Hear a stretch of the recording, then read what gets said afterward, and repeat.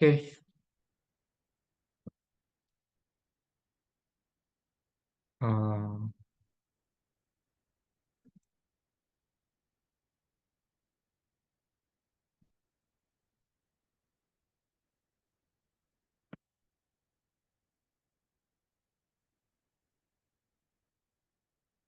oke, mungkin untuk sesi awal kita coba bahas sedikit tentang fungsi ya.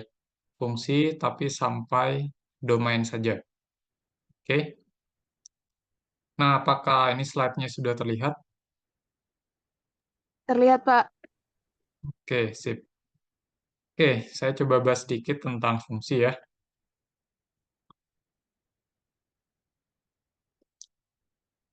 Nah, jadi misalkan kita punya suatu himpunan ya, katakan di sini A dan B, gitu ya.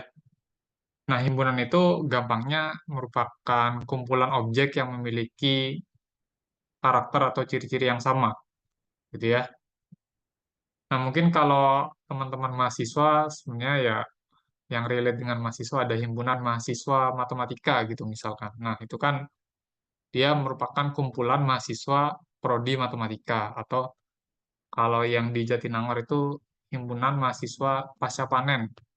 Nah, itu kan berarti sekumpulan orang yang isinya sama-sama mahasiswa pasca panen, gitu ya.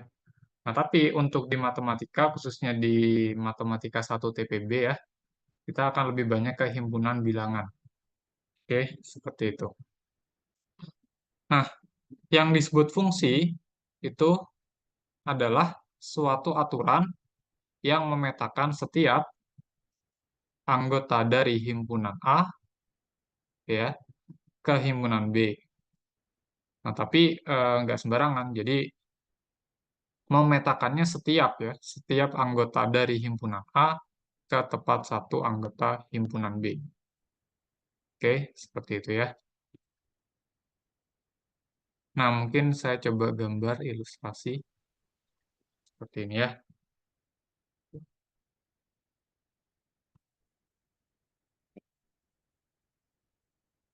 Oke, katakan ini himpunan A, lalu yang ini himpunan B gitu ya. Oke, terus di sini ada anggota himpunan ya. Katakan ini 1, 2, 3, 4 gitu ya. Akan bilangan bulat saja.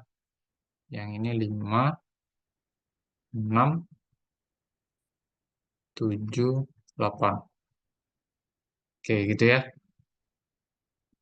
Nah, yang disebut fungsi itu adalah pemetaan atau suatu aturan yang memetakan setiap, oke, hati-hati, setiap anggota A ke tepat satu anggota B ya. Oke, misalkan pemetaannya seperti ini. 1 ke 5. Terus saya mau 2 ke 7. Terus saya mau 3 ke 6. Terus saya mau 4 ke 8. Oke. Nah, untuk fungsi sendiri biasanya dinotasikan pakai huruf F kecil ya. Oke. Atau biasanya di sini kalau fungsi F-nya memetakan dari himpunan A ke himpunan B, notasinya seperti ini ya. F titik 2 dari A besar, terus panah ke B. Oke, seperti itu ya.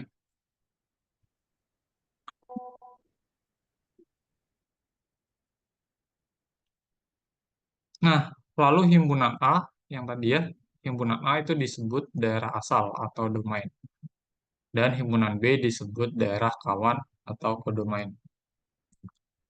Lalu himpunan seluruh nilai fungsi yang mungkin itu disebut daerah hasil atau range ya.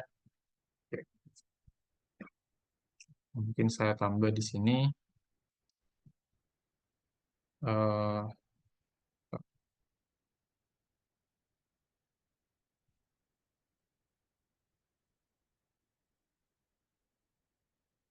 yang ini domain, yang ini kodomain ya. Oke. Nah, yang range yang mana? Range ya yang ada di dalam kodomain ya, yang merupakan hasil pemetaan dari si fungsinya. Data lain adalah 5, 6, 7, dan 8. Gitu ya.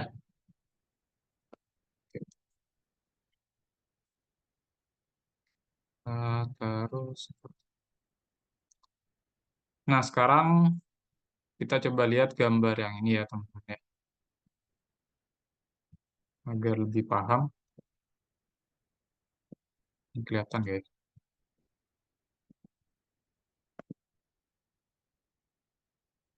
Oke, misalkan kita punya 3 pemetaan di sini ya. Ini yang pertama, terus kedua, tiga.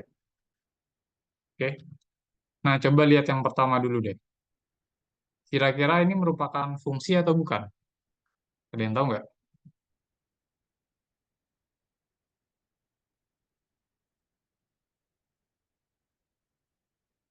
Pemetaan pertama merupakan fungsi atau bukan ini?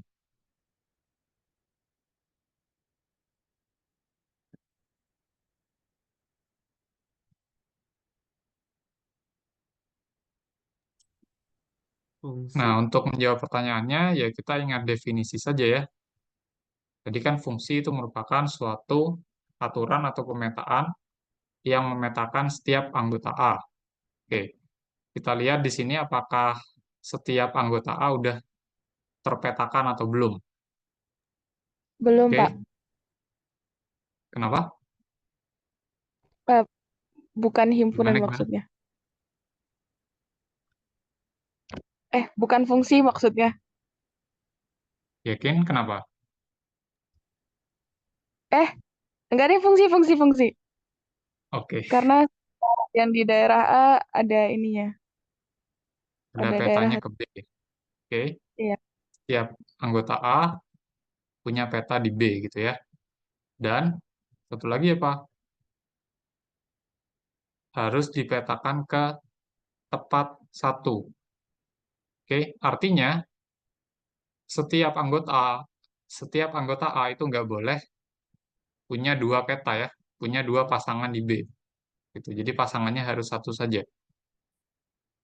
Oke, dan yang nomor satu memenuhi ya. Jadi dia fungsi. Oke. Nah sekarang gimana dengan yang nomor dua? Dicek aja. Setiap anggota A udah punya peta belum di B? Udah punya pasangan belum di B?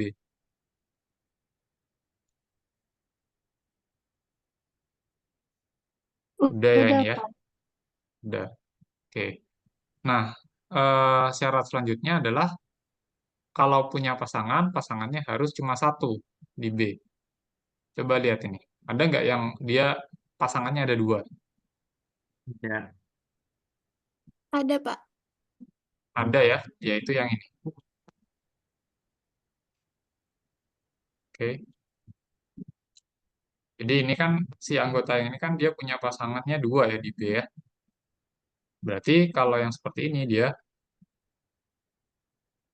bukan fungsi. Oke. Nah, selanjutnya pemetaan yang ketiga. Fungsi atau bukan? Bukan, Pak. Bukan. Kenapa? Karena ada yang tidak berpasangan. Yang A. Oke. Ya ini ya. Karena di A itu ada yang tidak punya pasangan di B. Berarti ini bukan fungsi ya. Oke, seperti itu konsepnya ya, biar terbayang. Oke,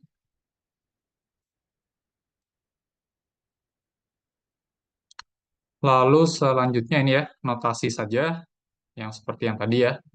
Fungsi f memetakan dari A ke B, dinotasikan seperti ini. F kecil titik 2, A besar panah B. Oke. Nah, analoginya kalau teman-teman ini ya, yang belajar IT gitu misalkan ya. Jadi kumpulan inputnya itu ada di daerah asal ya, atau di domain. Oke.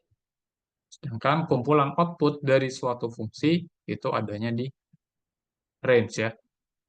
atau daerah hasil yang tadi. Oke. Nah, untuk penulisan fungsi contohnya seperti ini, fx sama dengan 2x plus 1. Oke.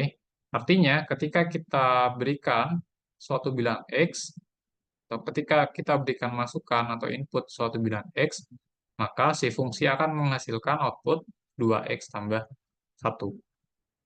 Oke ya, X-nya itu adalah suatu bilangan yang ada di domain. Oke.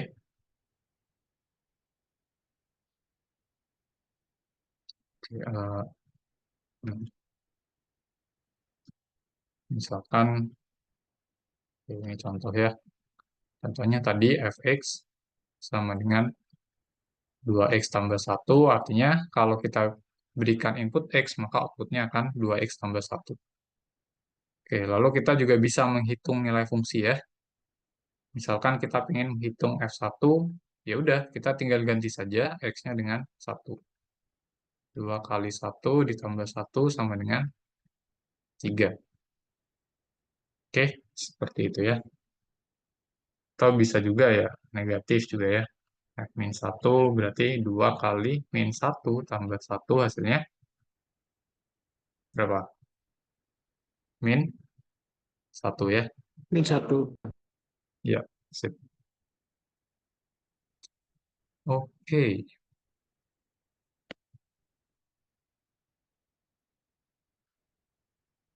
Ya, mungkin untuk contoh yang lain seperti ini ya. Fungsi kuadrat. eh, misalkan f sama dengan 2x kuadrat min 3x. Ya, teman-teman bisa dicoba sendiri ya. Untuk mencari nilai fungsi di titik yang diberikan. Dan untuk yang C, dia juga bisa dioperasikan ya teman-teman ya. Misalkan ya ini ya, nilai F di 2 tambah H dikurangi nilai F di 2. Gitu. Ini udah ada ininya ya, penjabarannya. Nanti bisa dibaca sendiri ya. Oke. Nah, lalu yang penting ini ya, ada yang namanya daerah asal alami dari suatu fungsi. Oke. Saya copy aja ke ini ya, OneNote.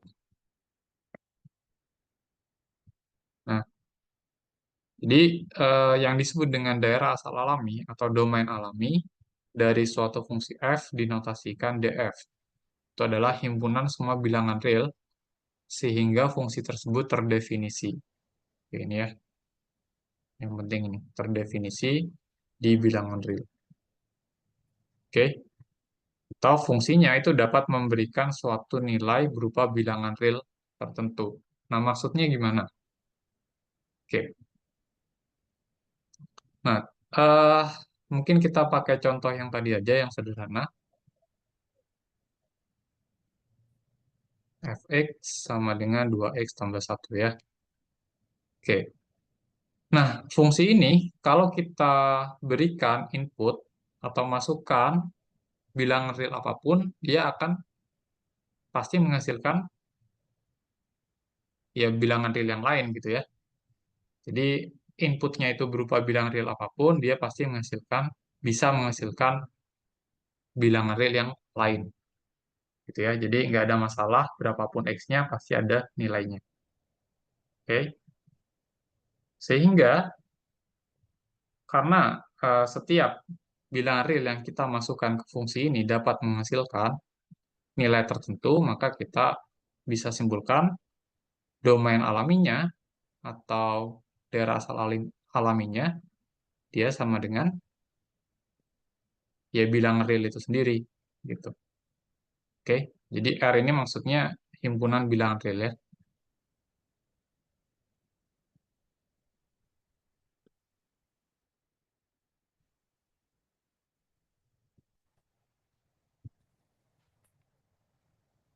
Oke, seperti itu. Oke. Nah, kalau yang sederhana yang seperti ini domain alaminya himpunan bilangan real.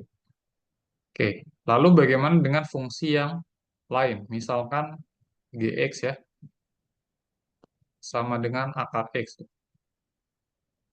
Oke. Kalau saya punya fungsi yang lain, fungsi G ya. Tadi kan fungsi F sama dengan ini. Kalau G, saya definisikan dia merupakan akar X. Oke. Nah, sekarang coba kalau misalkan kita hitung G1, ada nilainya nggak ini? G1 berarti berapa? Akar 1. Akar satu. Akar 1. Atau akar 1 berapa? Satu. 1. Oke. Kalau G berapa? 4 deh. Berarti akar 4 sebelum 2. 4 ya? 2. Oke, kalau G7. G7 ini ada nilainya nggak ini sebenarnya? Akar 7. Akar 7 ya. Oke, dan akar 7 ya bilangan real juga gitu. Jadi ini ya juga dapat menghasilkan suatu bilangan real kalau dimasukkan X sama dengan 7. Nah, sekarang gimana kalau saya masukkan X-nya itu negatif, G-1 misalkan. Ini gimana nih? Ada hasilnya nggak?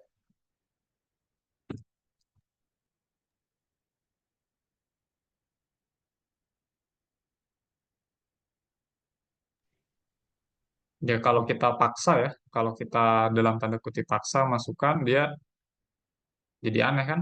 Aneh nggak nih? Ada akar -1. Aneh. Aneh ya. Karena ya seperti yang kita tahu, kalau yang di dalam akar itu harus tak negatif ya. Dan ini bukan bilangan real ya. Yang seperti ini dia bukan bilangan real. Oke. Nah, begitu juga kalau kita masukkan bilangan negatif yang lain. Misalkan -4. Jadinya ya akar -4 gitu. Dan ini juga bukan bilangan real ya. Sama. Oke, lalu eh, dari percobaan ini apa yang bisa disimpulkan? Ya, secara intuitif kalau kita masukkan bilangan negatif, dia nggak akan menghasilkan suatu bilangan real tertentu. Gitu ya. Jadi aneh hasilnya kan. Di akar terus dalilnya negatif. Gitu. Nah, oleh sebab itu, kalau ada bentuk akar seperti ini ya, misalkan Gx sama dengan X, maka domain alaminya atau daerah asal alaminya, saya tuliskan dg, berarti dia himpunan, ini ya, pakai notasi himpunan dulu, seluruh bilangan X dengan syarat apa? Si X-nya harus apa berarti? Biar dia bisa menghasilkan suatu bilangan real, X-nya harus nggak boleh apa? Nggak boleh negatif ya, atau non negatif ya. Berarti harus lebih besar atau sama dengan 0. Kalau 0 masih boleh ya. Jadi akar 0 itu masih oke ya. Akar 0 sama dengan 0. Oke. Nah, sekarang kalau saya mau tuliskan pakai notasi interval gimana nih?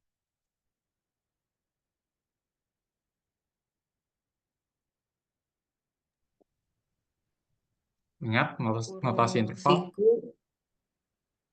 Oke. 0,3 Kurung siku 0, sehingga 0, ya, sehingga sehingga kurung biasa. kurung biasa. Oke, sip. Itu ya. Kalau bentuk akar, ingat, yang di dalam akar harus non negatif, tak boleh negatif ya. Oke, itu untuk fungsi akar. Lalu selanjutnya saya punya fungsi rasional deh, yang sederhana saja. Katakan Hx sama dengan super X. Oke, yang sederhana aja. Sekarang kita coba eksperimen kayak tadi ya. Saya coba hitung nilai fungsi H di 1. Berapa ini?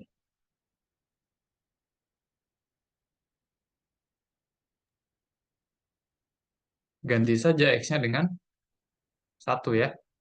Berarti jadi 1/. 1. Satu. Sama dengan Satu. 1. Oke. Kalau sekarang, tadi kan positif. Sekarang negatif. Min 1. Bisa nggak?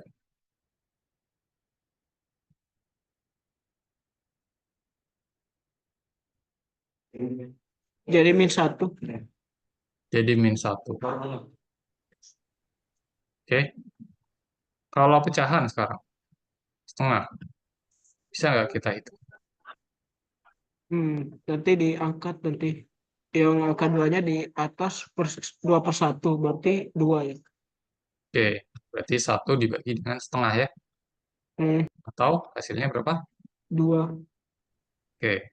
1 dikali 2/1 ya. Ingat yang waktu itu saya berikan ya. Kalau bawahnya pecahan, berarti sama aja kayak dikalikan kebalikannya. Ya, gampangnya seperti itu ya. 2. Oke. Jadi positif oke, negatif oke, pecahan oke.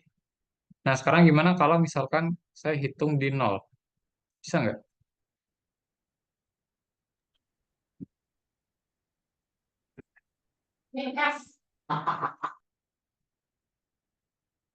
Tidak bisa. Tak hingga, Pak. Tak hingga. Yakin? Tidak bisa. Nggak bisa ya. Karena ya kalau kita dalam tanda kutip paksa ya, nanti malah jadi 1/0. Tuh. Dan ini 1/0 itu kalau di matematika apa? DNE tak ada definisi. Iya, tak terdefinisi ya. Oke, jadi ini tidak terdefinisi ya. Oke.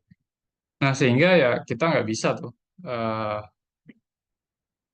hitung nilai fungsi ini di 0 dan dia nggak menghasilkan bilangan real tertentu. Gitu ya. Nah, oleh sebab itu, ya domain alaminya dari fungsi H atau DH gitu ya. Berarti apa nih? Seluruh bilangan X dengan syarat Tidak boleh sama ya, dengan 0. nggak Sama, boleh sama dengan sama 0. 0. Oke. Atau ya kalau kita mau bikin notasi interval, bisa kita jabarkan ya. Oke. Tidak sama dengan 0 itu sama saja dengan X kurang dari 0 atau X lebih besar dari 0. Oke. Terus kita bisa bikin notasi intervalnya, jadinya gimana?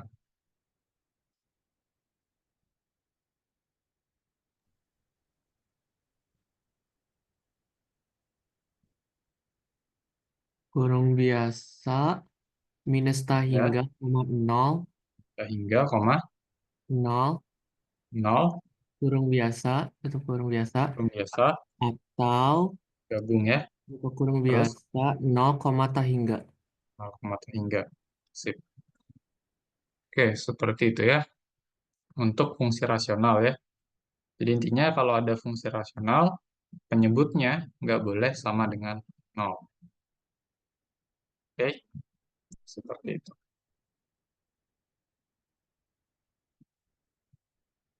Nah, mungkin terakhir satu contoh ya, yang beda saja deh. Ini deh, nomor 2.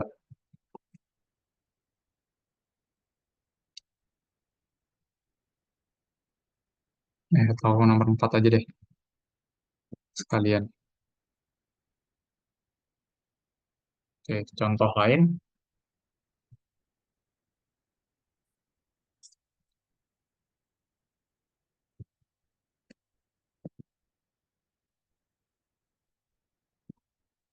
Misalkan saya punya fungsi seperti ini ya.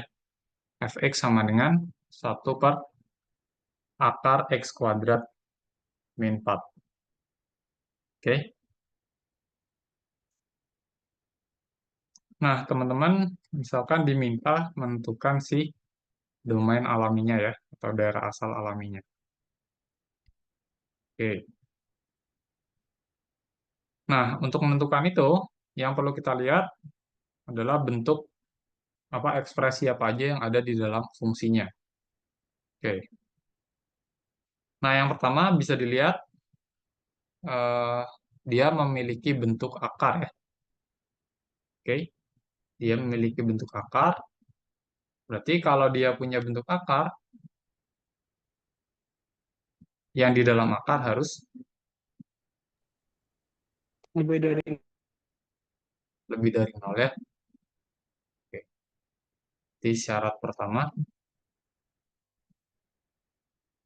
yang di dalam akar atau si X kuadrat min 4 harus lebih dari sama dengan 0 ya. Oke. Oke, kita punya suatu pertidaksamaan di sini. Pertidaksamaan kuadrat, gimana caranya kemarin?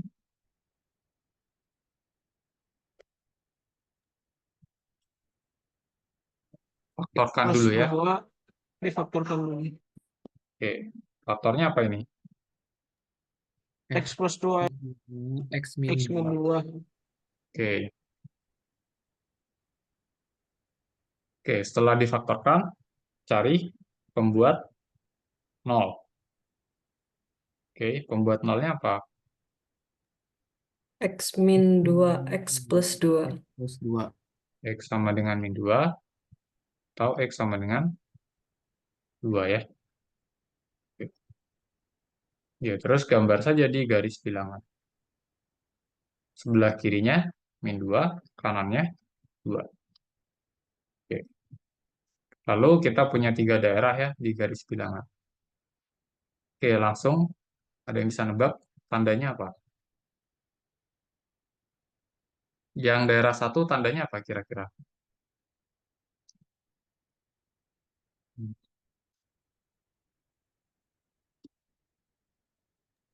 Terus ya Pak, Positif. Bentar. Ya, mungkin biar pasti masukkan aja ya. Misalkan min 3 gitu ya, yang di daerah pertama. Terus kita hitung min 3 plus 2 dikali min 3 min 2. Min 3 plus 2 tandanya negatif. negatif. Min 3 min 2 negatif juga ya.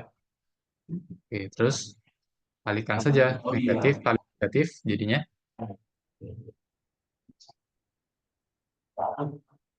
positif.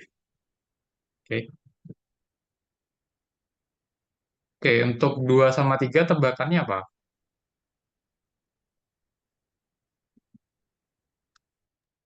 Negatif positif. Oke, biasanya selang-seling ya, tapi harus dicek lagi. Ini negatif, ini positif. Ya, nomor 2 gampangnya masukkan aja 0 ya. Kalau masukkan 0 berarti jadinya 2 kali min 2 jadi negatif ya. Terus yang daerah ketiga ya masukkan aja 3 gitu ya. 3 tambah 2 jadi 5, dikalikan 3 kurang 2 jadi 1. 5 kali 1 positif ya, 5. Oke, lalu solusi pertidaksamannya yang mana?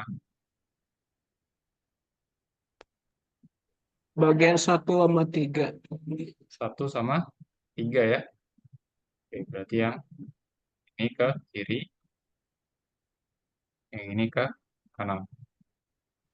Oke. Nah, min 2 sama 2-nya masuk nggak?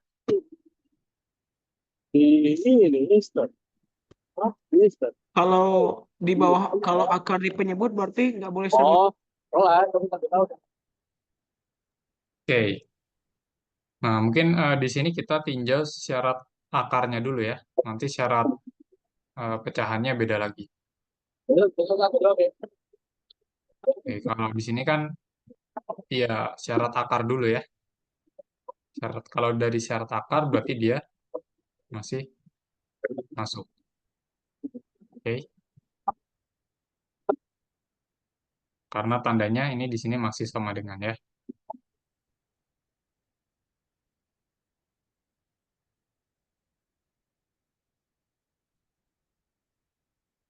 Berarti solusinya apa?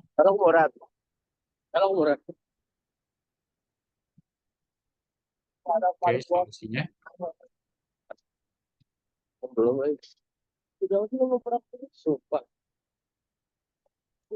Kurung biasa minus tahingga, koma minus 2 kurung siku gabung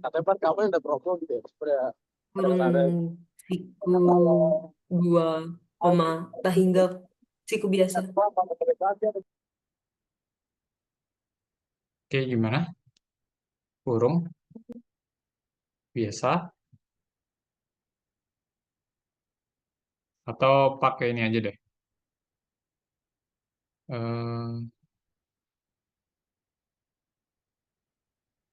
Dia pakai aljabar aja dulu ya. Jadi yang daerah 1 itu kan X apa? Kurang dari sama dengan min 2 ya. Oke.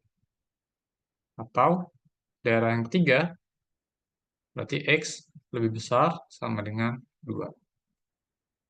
Oke, ini solusi syarat yang pertama ya. Oke, masih syarat yang pertama. Nah, selain syarat ini, kita juga punya syarat kedua ya, teman-teman ya. Karena ini bentuknya rasional, maka apa?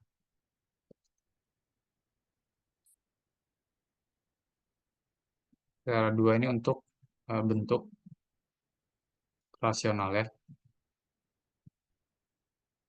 Oke, kalau bentuknya fungsi rasional berarti si penyebut Tidak boleh 0. penyebutnya apa? Tidak boleh 0. Oke, artinya apa? Artinya si akar X kuadrat min 4 itu nggak boleh sama dengan 0 ya. Oke. Nah, artinya apa? Ya, yang di dalam akar tentu ya nggak boleh sama dengan 0 ya. Yang di dalam akar tentu nggak boleh sama dengan 0. Dan kalau difaktorkan seperti yang sebelah kiri ya, X min 2 kali X plus 2 itu nggak boleh sama dengan 0. Oke, berarti kesimpulannya apa? X-nya nggak boleh sama dengan 2 dan X-nya nggak boleh sama dengan Minus min 2. 2. Oke, gitu ya. Oke, kalau yang syarat 1 tadi cuma syarat akar ya. Oke.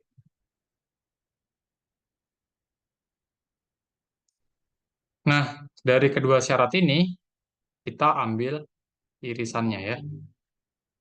Oke, dari sini, dua syarat ini ambil irisan.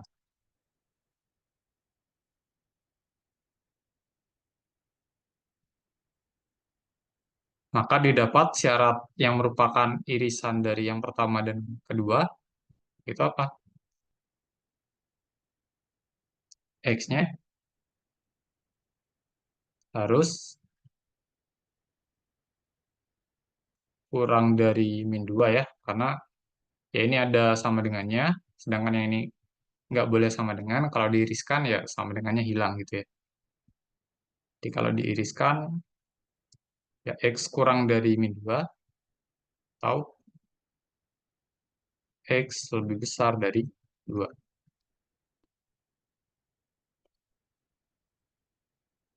Oke. Nah, sehingga kita peroleh ya, daerah asal alami atau domain alaminya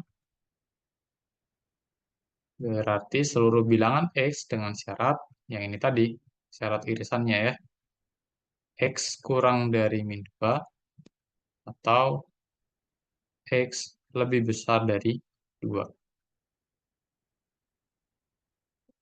Oke, seperti ini. Lalu kalau kita mau tuliskan pakai notasi interval gimana? Yang X kurang dari min 2 apa? Kurung biasa, Biasa minus Kurung min biasa, tahingga, koma min min tahingga, koma koma, min 2, min 2, kurung biasa, kurung biasa, gabung, gabung, kurung biasa, kurung biasa, 2 koma tahingga, 2 koma tahingga, terus kurung kurung biasa. biasa. Oke, sip. Oke, seperti itu ya untuk domain. Oke, ada pertanyaan nggak?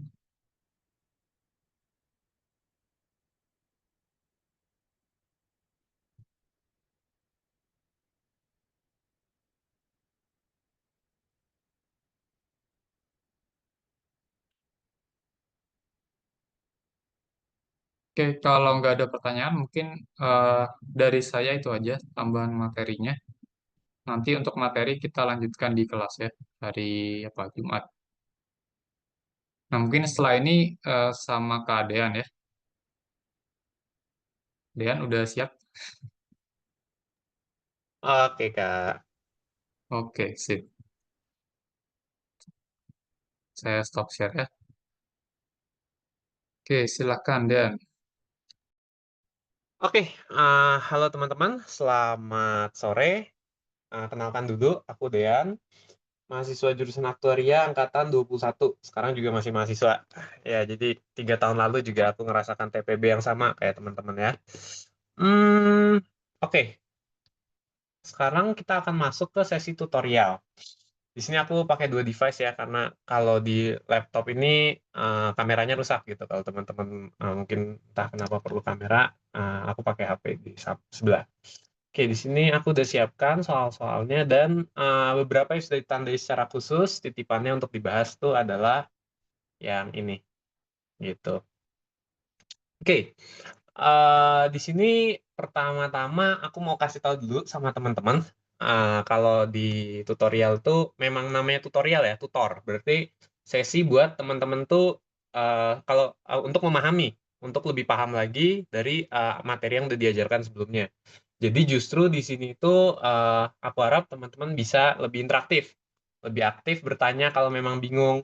Karena aku juga paham mungkin ada juga dari teman-teman yang ketinggalannya agak jauh gitu. Jadi aku akan coba untuk mengajarkan lebih dari dasarnya, lebih dari basicnya yang lebih awal-awal, dan teman-teman nggak usah malu kalau teman-teman tuh ketinggalannya agak jauh, terus bingungnya itu udah entah di mana gitu, entah di mana ketinggalan dari jauh, sampaikan aja juga gitu. Jadi aku harap yang namanya sesi tutorial tuh bisa memang untuk bantu teman-teman paham di pelajaran mata kuliah Matematika 1A ya ini. Matematika 1A. Oke. Kita langsung masuk aja. Di sini udah aku siapkan ada 1, 2, 3, 4, 5, 6, 7, 8. Ada 8 soal yang diambil dari file tutorial yang teman-teman juga bisa akses di Teams. Gitu ya. Ini ada 8 soal yang udah aku tandain untuk kita kerjakan bersama-sama. Gitu. Seharusnya mungkin kalau teman-teman pernah belajar di SMA juga, kalau memang masih ingat atau sebelumnya pernah mempelajari ini seharusnya cukup mudah ketika teman-teman sudah pernah mempelajarinya. Tapi kalau memang teman-teman nggak terbiasa, entah lupa, entah memang kurang fokus dulu atau sebagainya, itu juga nggak apa-apa, kita belajar sama-sama di sini. Gitu ya. Oke, langsung aja aku masuk ke nomor 2C. Di sini aku akan kerjakan satu persatu untuk tunjukkan ke teman-teman. Oh ya, kalau kita bahas matematika, matematika itu ilmu eksak tapi nggak kaku. Eksak tapi nggak kaku artinya akan selalu ada banyak jalan, ada banyak cara, tapi hasilnya akan sama. Gitu. Jadi kalau saranku dari apa yang sudah aku jalani ya tentang matematika itu, teman-teman eksplorasi aja. Teman-teman coba-cobain beragam cara, berbagai cara, oh cara A, cara B, cara C, dan seterusnya. Dan teman-teman lihat, harusnya hasilnya sama. Gitu. Disitulah kayak semacam apa ya, the beauty of mathematics gitu. Jadi rupanya bisa konsisten gitu dengan berbagai cara. Kalau suatu saat teman-teman nyobain cara A, cara B, tapi hasilnya beda gitu. Mungkin kadang di ujian juga ada kayak gitu. Teman-teman coba kerjain pakai cara ini, coba kerjain pakai cara itu, kok hasilnya beda ya? Yang mana ya yang benar? Kasih aja dua-duanya misalnya kayak gitu. Nah, di situ juga teman-teman akan belajar hal baru. Oh, kenapa ini bisa beda? Pasti salah satunya salah, yang mana yang salah gitu. Nah, jadi di situ teman-teman belajar hal baru, teman-teman semakin memahami matematika mungkin dari aspek-aspek yang nggak disebutkan secara eksplisit di kelas. Gitu. Jadi kalau saranku adalah teman-teman sering-sering aja explore, cobain berbagai macam cara buat matematika. Gitu. Oke, kita langsung ke soal nomor 2C. Kita disuruh hitung ini. Sederhanakan ini maksudnya sebenarnya hitung. Sesederhana gitu aja. 2/3 dikurang 1/4 per 1/2 ditambah 2/5. Gitu ya. Nah, aku akan kasih tunjuk dulu. Ini mungkin soal yang bagi sebagian besar orang, secara statistik kita bisa bilang sebagian besar orang bilang ini simple. Soal kayak gini itu simple. Nah, tapi aku akan kasih tunjuk dua cara. Dua cara itu bisa memberikan hasil yang sama. Gitu. Aku akan kasih tunjuk dua cara, terserah teman-teman lebih nyaman yang mana. Cara pertama adalah kita coba lihat bahwa di sini tuh ada bagian yang di atas, ada juga bagian yang di bawah. Kita bisa hitung. Ini kita cukup paham cara ngitung pecahan. Yang di atas kita samakan penyebutnya, jadi per 12 dikurang per 12. Atau kadang ada teman-teman yang lebih nyaman tulis per 12, panjang di bawah gitu ya. Cuma terserah, balik lagi, sama aja. Di sini bisa tulis jadi ini 8/12 dikurang 3/12. Sementara yang di bawah, teman-teman juga samakan penyebut. Jadi per 10 ditambah per 10. Yang ini jadi 5, yang ini jadi 4. Setelah itu teman-teman bisa hitung, teman-teman akan dapat 5/12 per, benar kan? 5/12 per 9/10. Nah, ini ada per, ada per, ada per, ada per. Wah, 3 kali pernya di sini.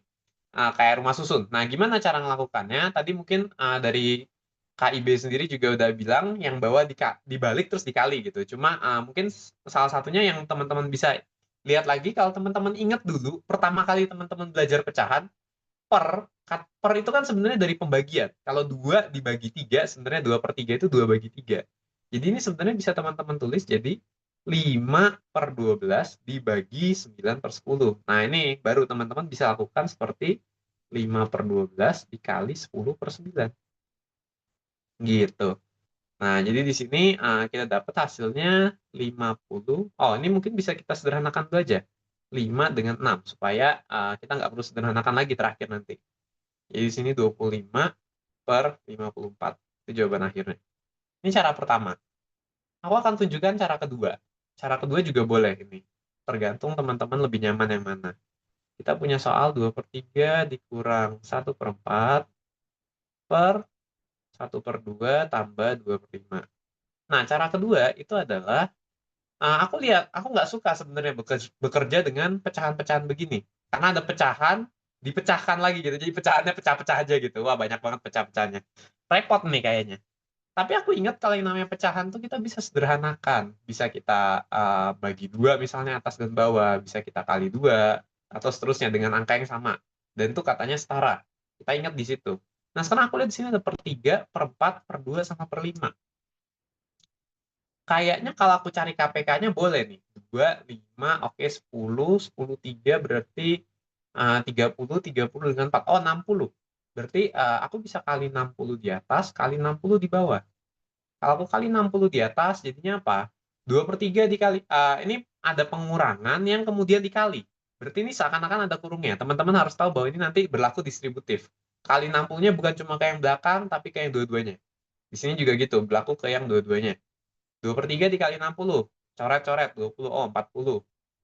Dikurang 1/4 kali 60, 15. Per dikali 60, 30 ditambah 24. 40 dikurang 15, 25 per 54. Nah, bisa juga kayak gitu. Hasilnya sama, 25 per 54. Jadi ada banyak cara. Yang kiri ini mungkin lebih panjang kelihatannya ya, kalau ditulis di sini lebih panjang, tapi teman-teman bisa benar-benar intuitif, langsung yang apa yang kelihatan, yang bisa teman-teman kepikiran langsung kerjakan.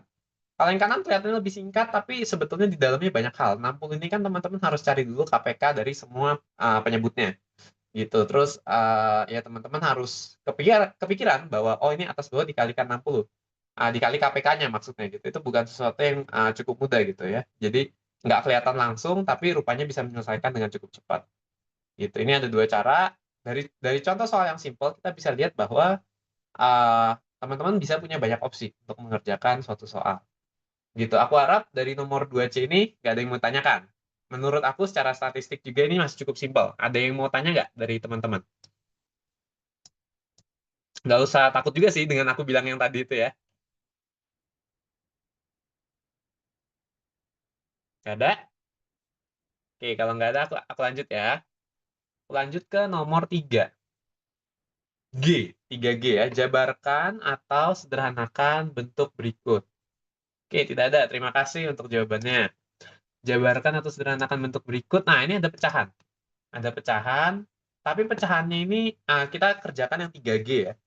Kita ngerjakan yang 3G. 3G. Oke, di 3G ini ada pecahan ditambah pecahan, tapi pecahan ini mengandung variabel. Nah, mungkin bagi beberapa teman-teman pecahan itu terasa menjadi bukan pecahan, segalanya terasa menjadi susah sejak variabel menyerang gitu kan. Jadi ketika teman-teman bekerja dengan angka biasa, zaman-zaman mungkin masih SD atau awal SMP itu semuanya terasa masih lebih mudah. Begitu ada variabel, dirasa lebih susah. Sebenarnya bukan lebih susah, teman-teman nggak biasa aja. Gitu, teman-teman nggak biasa. Kita ambil contoh misalkan kalau teman-teman pertama kali belajar, misalkan ya, aku ambil contoh X tambah Y dikali A tambah B. Mungkin kalau pertama kali teman-teman belajar, oh ini harusnya XA ditambah YB, misalnya kayak gitu. Atau kalau X tambah Y mau dikuadrat, oh ini kayaknya harusnya X kuadrat ditambah Y kuadrat. Padahal nggak gitu, teman-teman belakangan belajar ada tambah 2XY-nya. Di sini teman-teman belajar ada, oh tambah XB juga, tambah YA juga. Wah, dari mana itu gitu? Nah, jadi ini sebetulnya karena kita nggak terbiasa melakukannya di angka biasa. Ketika teman-teman misalkan disuruh hitung 2 tambah 3 di kuadrat. Apa yang teman-teman lakukan? Teman-teman tambahin dulu 2 sama 3-nya. Jadi 5 kuadrat jadi 25. Nggak akan ada orang yang menempuh jalan untuk ngitung 2 tambah 3 di kuadrat tuh, oh 2 kuadrat tambah 2 kali 2 kali 3 tambah 3 kuadrat. Oh ini berarti 4 tambah 12 tambah 9. Oh 25. Ya sama sih, hasilnya sama. Cuma nggak ada yang menempuh jalan ini. Kita semua menempuh jalan yang ini. Nah, begitu kita nggak bisa tambahin dulu, di sini ketika kita nggak bisa tambahin dulu, kita dipaksa untuk kuadratin dulu, kita harus tahu cara yang ini. Jadi sebenarnya bukan susah, teman-teman, ketika ada variabel. Ketika ada variabel tuh teman-teman nggak biasa. Gitu. Di sini juga misalkan, oh kalau ada 2 tambah 3 dikali 4 tambah 5. Biasanya kita hitung dulu, 2 tambah 3 ini 5, 4 tambah 5 ini 9, baru dikaliin, oh 45. Selesai. Nah, cuma ketika kita jadikan dia variabel, kita nggak bisa hitung seperti itu. Kita dipaksa ngitung dengan cara yang nggak biasa kita pakai. Jadilah di situ teman-teman harus belajar hal baru, nggak biasa gitu. Di sini juga gitu. Pecahan. Oh, pecahan ini ketika, mungkin buat teman-teman yang masih bingung ya, kalau teman-teman yang udah oke, bisa sambil dengerin aja. Anggaplah ini cerita, selingan di kuliah yang berat. Ini ada selingan cerita-cerita di sini. Nah, mungkin teman-teman nggak biasa dengan pecahan yang pakai variabel. Kenapa? Karena biasanya, oh kita diajarkan kalau ada pecahan, kita akan samakan penyebutnya. Samakan penyebutnya itu pakai KPK-nya gitu. Nah, kalau ini variabel, gimana cara nyari KPK-nya? Nggak bisa gitu ya. Memang sebenarnya kendalanya di sana. Kendalanya teman-teman dipaksa untuk menggunakan cara yang nggak biasa teman-teman pakai. Kalau teman-teman punya pecahan misalkan 1/6 ditambah 1/8, orientasinya teman-teman akan cari ke KPK, yaitu 24, di sini jadi 3 dan 4, jadi 7/24. Gitu. Tapi ketika kita nggak tahu ini berapa angkanya, masih dalam variabel, ya udah sebetulnya yang paling aman yang bisa dilakukan apa? Kita kalikan dua-duanya. 6 sama 8 ini kita kalikan. Jadi kita buatnya dalam per 48. Per 48 dan kemudian segalanya tentu saja berubah gitu. Nah, ini jadi yang di sini 8, di sini 6, jadinya 14/48. Gitu. Cuma mungkin kita terbiasanya diajarkan, oh cari KPK untuk supaya angkanya nggak besar-besar aja gitu. Sebenarnya kayak gitu. Nah, jadi di sini ketika mainnya dengan variabel, kita nggak tahu ini angka berapa, kita nggak tahu ini angka berapa, ya tapi yang jelas, kita bisa samakan semua penyebutnya ke 3Y kurang 1 dikali 2Y tambah 1. Pasti bisa. Karena ini suatu angka, ini juga suatu angka. Jadi angka ini kalau mau dibikin jadi angka yang ini tinggal dikalikan yang ini.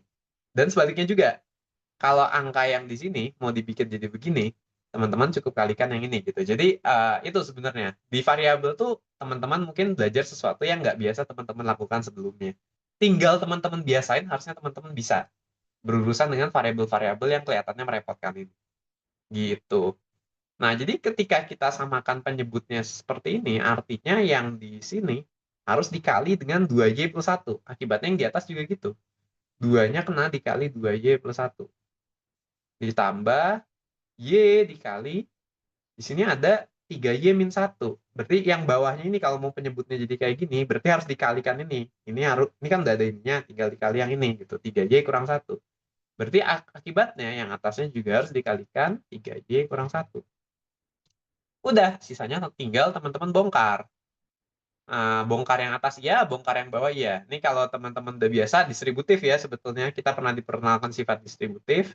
Jadinya yang atas tuh 4Y ditambah 2 ditambah 3Y kuadrat dikurang Y per yang bawah sama juga. Sebetulnya konsepnya mungkin ada yang nyebut kali pelangi, ada yang istilah-istilah lain gitu kan. Cuma ya sebenarnya konsepnya itu distributif juga. Gitu konsepnya distributif, di bawah itu jadi 6Y kuadrat ditambah 3Y dikurang 2Y dikurang 1. Gitu ya. Nah, ini tinggal dihitung, masih bisa kita buat lebih sederhana karena perintahnya di nomor 3 itu adalah jabarkan atau sederhanakan bentuk berikut. Ya, jadi kita buat ke bentuk yang paling eksplisit, bentuk yang paling literal. Gitu ya. Di sini yang atas masih bisa tulis 3Y kuadrat tambah 3Y tambah 2 per 6Y kuadrat ditambah Y dikurang 1. Gitu ya. Udah selesai belum? Nah, ini sebetulnya jawabannya udah selesai, tapi teman-teman patut curiga. Patut curiga teman-teman lihat perintahnya ya. Perintahnya apa di sini? Jabarkan atau sederhanakan bentuk berikut gitu. Nah, mungkin kadang teman-teman ngerasa, oh soal yang diajarkan di kelas sama yang di ujian tuh lebih susah yang di ujian. Ya, benar sih. Benar begitu. Cuma sebenarnya kalau teman-teman menggunakan prinsip yang sama di antara di kelas sama di ujian, seharusnya sebenarnya hal yang sama. Cuma mungkin di kelas teman-teman banyak yang disederhanakan gitu. Teman-teman udah sampai sini dianggap selesai. Padahal sebenarnya teman-teman patut curiga. Curiga dengan apa? Curiga dengan di sini katanya jabarkan atau sederhanakan bentuk berikut. Ini masih bisa disederhanakan nggak ya? Ketika atas dan bawah itu sebenarnya ada yang bisa aku coret, itu kan sebenarnya bisa lebih sederhana. Gitu. Nah, hati-hati teman-teman. Teman-teman juga harus ngerti cara mencoret. Biasanya kita kalau yang belum biasa, kita lihat di atas ada Y kuadrat, di bawah ada Y kuadrat. Aku coret. Ada Y, aku coret. Nggak bisa begitu. Teman-teman harus paham bahwa istilah mencoret, kalau di sini, kalau pecahan ya, atas dan bawah itu kan berarti konsepnya pembagian. Teman-teman harus bikin dulu sesuatu dalam bentuk perkalian. Sesuatu yang bentuknya perkalian, dibagi angka lain. Jadi, ibaratnya teman-teman mengalihkan sesuatu, kemudian membagi dengan nilai yang sama. 3 dikali 5 dibagi 5. Balik lagi jadi 3. Gitu loh. Sebenarnya idenya itu, mencoret itu. Jadi, di sini nggak bisa sembarangan teman-teman coret. Karena ini bentuknya adalah 3Y kuadrat ditambah dulu dengan sesuatu, ditambah dulu dengan sesuatu. Kemudian semua ini dibagi dengan yang ini, ditambah ini gitu. Jadi, bentuknya bukan perkalian. Jadi hati-hati kalau buat teman-teman yang masih bingung, mungkin ada nih dari teman-teman yang masih bingung, kapan mencoret, kapan enggak. Ya itu dia. Sebenarnya teman-teman harus balik lagi ke ide dasarnya. Kita itu mencoret itu kenapa sih gitu. Kadang ada juga, misalkan, X ditambah 3Y kuadrat dikurang X. Ini bisa dicoret. Nah, kalau ini konsepnya penambahan dan pengurangan. Kita tambahkan dengan X, lalu kita kurangkan dengan X. Kita tambah 5 kurang 5, atau kita kurangin 5 dulu tambah lagi 5, ya nggak berubah gitu. Nah, jadi teman-teman tuh ketika mencoret, teman-teman harus paham konsepnya. Ketika teman-teman paham konsepnya, seharusnya teman-teman nggak bingung kapan mencoret. Gitu. Nah, kalau kita lihat di sini, yang atas nih nggak bisa difaktorkan. Yang bawah ya kalau mau difaktorkan balik lagi ke yang tadi. Karena yang atas nggak bisa difaktorkan, jadi seharusnya udah berhenti sampai di sini. Gitu. Kita nggak bisa buat lebih sederhana lagi, jadi ini jawaban akhir. Gitu. Itu buat nomor 3G. Ada yang mau ditanya?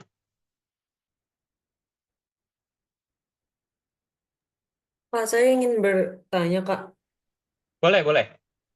Berarti nggak bisa disederhanain 3 sama 6-nya kita keluarin, kita coret masing-masing ya, Kak? Jadinya nanti Y kuadrat plus 3, Y plus 2 per 2Y kuadrat plus Y min 1. Oke, gini. Berarti idenya tadi ya, kamu mau mencoret 3 dengan 6 di sini. Ininya jadi 1, ininya jadi 2. Jadi gini, tadi itu yang aku coba jelaskan tuh bisa aku lebih rincikan lagi. Sebenarnya gini, kalau kalian sempat bingung, mungkin suatu saat kalian bingung ya ini tentang coret-mencoret ini, tips aku adalah kalian cobain ke angka biasa. cobain ke angka biasa. Ini tadi, oke, bagian sini aja di coretanku. Kalian cobain ke angka biasa. Aku ambil contoh misalkan 2x kurang y per 4x ditambah y. Misalkan kalian punya bentuk seperti ini. Kalian punya bentuk seperti ini, boleh nggak ya 2 sama 4-nya aku coret? Misalnya kayak gitu. Nah, teman-teman bisa cobain pakai angka biasa. Teman-teman cobain pakai angka biasa tuh maksudnya gimana? Cobain aja, misalkan X-nya itu 3, Y-nya itu 5. Sembarang aja itu aku pilih. Berarti 2 kali 3 kurang 5 per 4 kali 3 tambah 5. Nah, kalau teman-teman hitung kan ini jadinya apa? Jadi 6 kurang 5 per 12 tambah 5. 1 per 17. Sementara kalau 2 dan 4-nya teman-teman coret, jadinya 3 kurang 5 per 6 tambah 5. Min 2 per 11. Oh, beda jauh. Jelas berbeda gitu kan. Nah, jadi di sini, ini mungkin salah satu cara yang praktikal aja gitu. Teman-teman cobain pakai angka langsung. Itu kalau teman-teman, maksudnya dengan trik ini teman-teman bisa menjawab semuanya sebenarnya. Cuma itu nggak terlalu menjelaskan secara matematis. Kayak ya udah cobain, kalau memang ternyata nggak aneh, nggak cocok, nah berarti nggak bisa. Gitu doang, kayak istilahnya cocokologi, kita nyocok-nyocokin doang. Gitu. Tapi sebenarnya kalau kita bahas secara matematikanya gimana? Kan gini, teman-teman kalau lihat ada pecahan 2x kurang y dibagi 4x tambah y, itu sebenarnya mereka satu kesatuan. Mereka satu kesatuan. Jadi 2x kurang y ini kamu akan hitung duluan gitu. Nanti kalau di angka beneran 2 kali x, setelah itu ini kamu kurangin y dulu, nggak dibagi dulu gitu. Nah, ketika kamu kurangin dulu, kita pernah belajar kalau ada pengurangan terus dibagi, contohnya misalkan x tambah y bagi 6, itu kan sama aja, oh ini penambahannya, x bagi 6 tambah y bagi 6. Jadi bagi 6-nya itu kena ke yang ini juga gitu. Dalam hal ini berarti ketika kamu mau berusaha mencoret ini, kamu lupa bahwa ini tuh juga kena ke sini. Sebenarnya penjelasannya kurang lebih kayak gitu. Kalau kita bicara secara konsepnya kenapa sih ini nggak bisa dicoret gitu. Karena pembagiannya, pada faktanya bahkan ini semua kena ke ini semua pembagiannya gitu loh.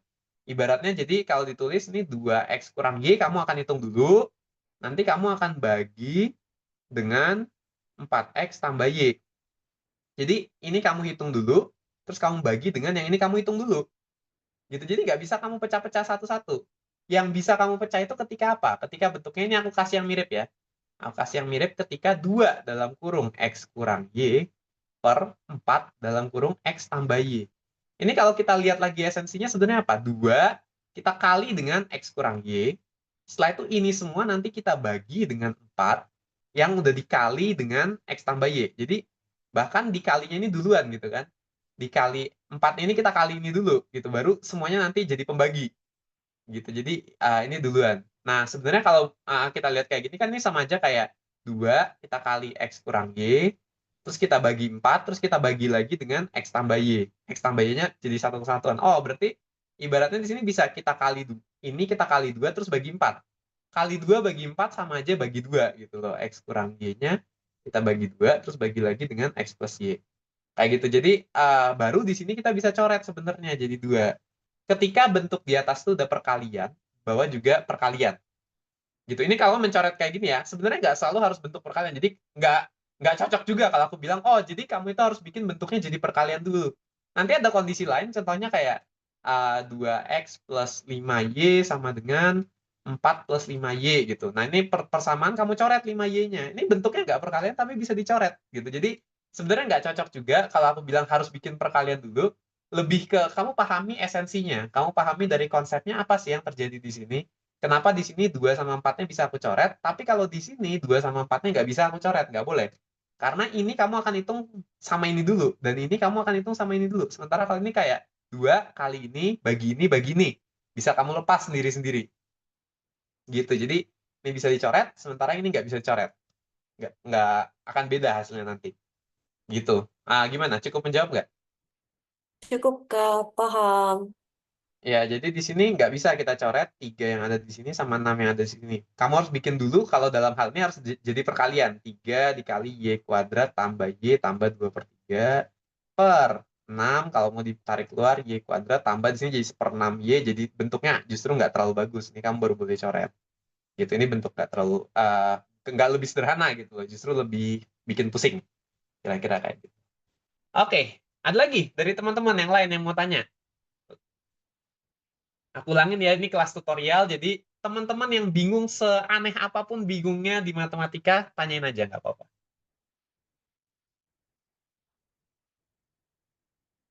Nggak ada? Oke, kalau nggak ada kita lanjut ke nomor 7. 7 yang F. Kita mau kerjakan 7 yang F. Diberikan suku banyak PX di bawah ini. Faktorkanlah PX, kemudian tentukan semua solusi dari persamaan PX sama dengan 0. Oke, jadi perintahnya suruh faktorkan dulu, setelah itu tentukan semua solusi. Kita coba ya. Berarti nomor 7 kita punya, aku kayaknya tempatnya harusnya aku kasih jarak-jarak aja biar lebih enak lihat. 7F. 4x kuadrat tambah 5x tambah 1 ya tadi. Tambah apa kurang? Tambah semua. Oh, kurang 5x tambah 1. Kurang 5x tambah 1. Nah, kita punya seperti ini. Dia minta faktorkan dulu bentuk ini. Setelah itu, kita tentukan solusinya kalau sama dengan 0.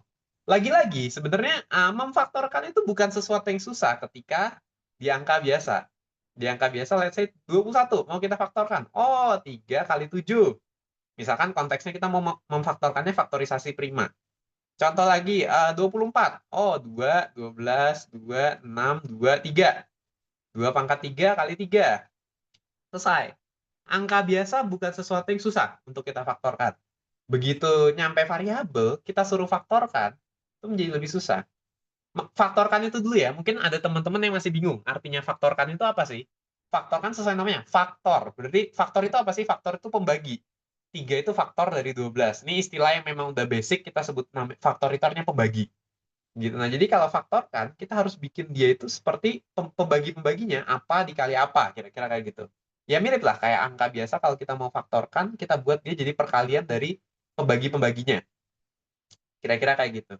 Nah, jadi di sini kita mau cari faktor dari 4x kuadrat kurang 5x tambah 1.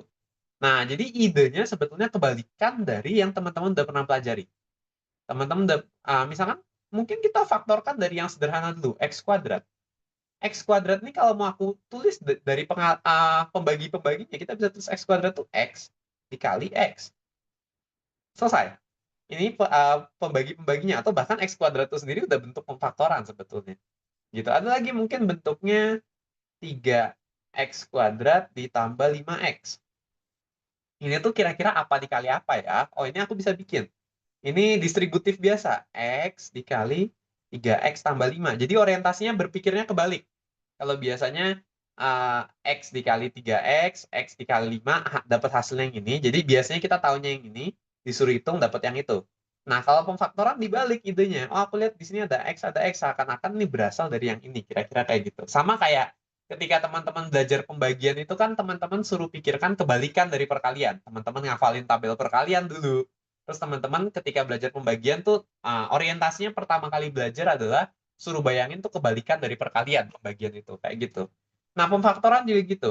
Teman-teman biasanya udah ngitung. Teman-teman bisa ngitung. Termasuk yang kayak gini. Misalkan teman-teman udah belajar X tambah Y dikali 2X tambah 4Y. Oh, ini hasilnya nanti adalah 2x kuadrat ditambah 6xy ditambah 4y kuadrat. Nah, sekarang dituntut untuk dibalik. Kalau teman-teman tahu bentuk ininya, bisa nggak teman-teman bikin jadi bentuk perkalian? Kira-kira kayak gitu idenya. Ide dasarnya adalah kita berusaha ngebalik dulu. Pemfaktoran tuh kayak gitu. Nah, sekarang kita lihat ke sini. Kita lihat ke yang ini. Gimana cara kita memfaktorkannya? Nah, cara memfaktorkan, kalau teman-teman orang yang lebih suka menghafal daripada berpikir kritis, jadi matematika itu selalu ada dua approach, dua pendekatan. Pendekatan teman-teman hafal, atau teman-teman berpikir kritis secara logika gitu. Jadi approach yang berpikir kritis ini mungkin nggak mudah, karena teman-teman perlu pengalaman, biasain ngerjain, dan itu perlu waktu. Namanya membiasakan berarti ulang, itu makan waktu gitu ya. Ada approach yang itu lama, tapi itu fundamental. Itu fundamental, itu bagus.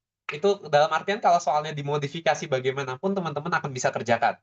Pendekatan kedua adalah dengan menghafal. Teman-teman kalau dikasih rumus, oh, matematika ini ada rumus, identitas trigonometri. Sin kuadrat tambah cos kuadrat sama dengan 1. Ada rumus lain lagi nanti. rumus Pitagoras, rumus begini begitu. Ketika teman-teman pakai rumus itu berarti orientasinya matematika yang dihafal. Gitu. Itu kelebihannya praktis. Pakai rumus tuh praktis, tapi begitu soalnya diubah dikit supaya beda dari ceritanya rumus. Rumus itu kan pemakaian yang sempit gitu loh. Cuma bisa dipakai rumus ini Pitagoras, cuma bisa dipakai kalau segitiganya siku-siku. Gitu. Terus rumus-rumus tertentu semuanya akan ada batasan tertentu. Kamu nggak bisa pakai kalau dia udah berubah kondisi gitu. Jadi nanti kalau kamu pakai rumus, begitu soalnya diubah sedikit, rumus itu juga harus kamu modifikasi lagi. Dituntut untuk memang pada akhirnya balik ke pemikiran kritis. Gitu. Jadi pendekatan matematika itu selalu ada dua. Dihafal, itu kelebihannya praktis, cepat, cuma terbatas banget. Bener-bener nggak banyak pengembangan di situ, nggak banyak bisa berubah. Udah bener-bener diikat kayak gini. Ya namanya rumus gitu. Apa lagi jadi? Simpel tapi gimana? Mana? Mungkin bocor ya. Jadi di sini aku akan tunjukkan dulu cara yang bisa teman-teman hafalkan. Cara yang bisa teman-teman hafalkan mungkin ada sering diajarkan. Bentuknya itu bisa variatif, cuma ide dasarnya itu kayak gini. Ide dasarnya itu adalah nah, kita bikin bagian kayak gini. Kita bikin bagian kayak gini. Sama dengan ditambahkan.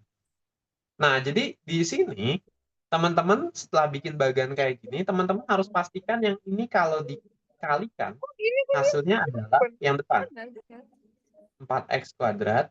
Ini kalau dikalikan hasilnya adalah yang belakang, yang ini 1. Atau aku pakai warna-warni aja biar teman-teman tahu. Ini itu ada di sini. Terus yang ini itu ada di sini. Terus yang ini, yang tengah, itu ada di sini.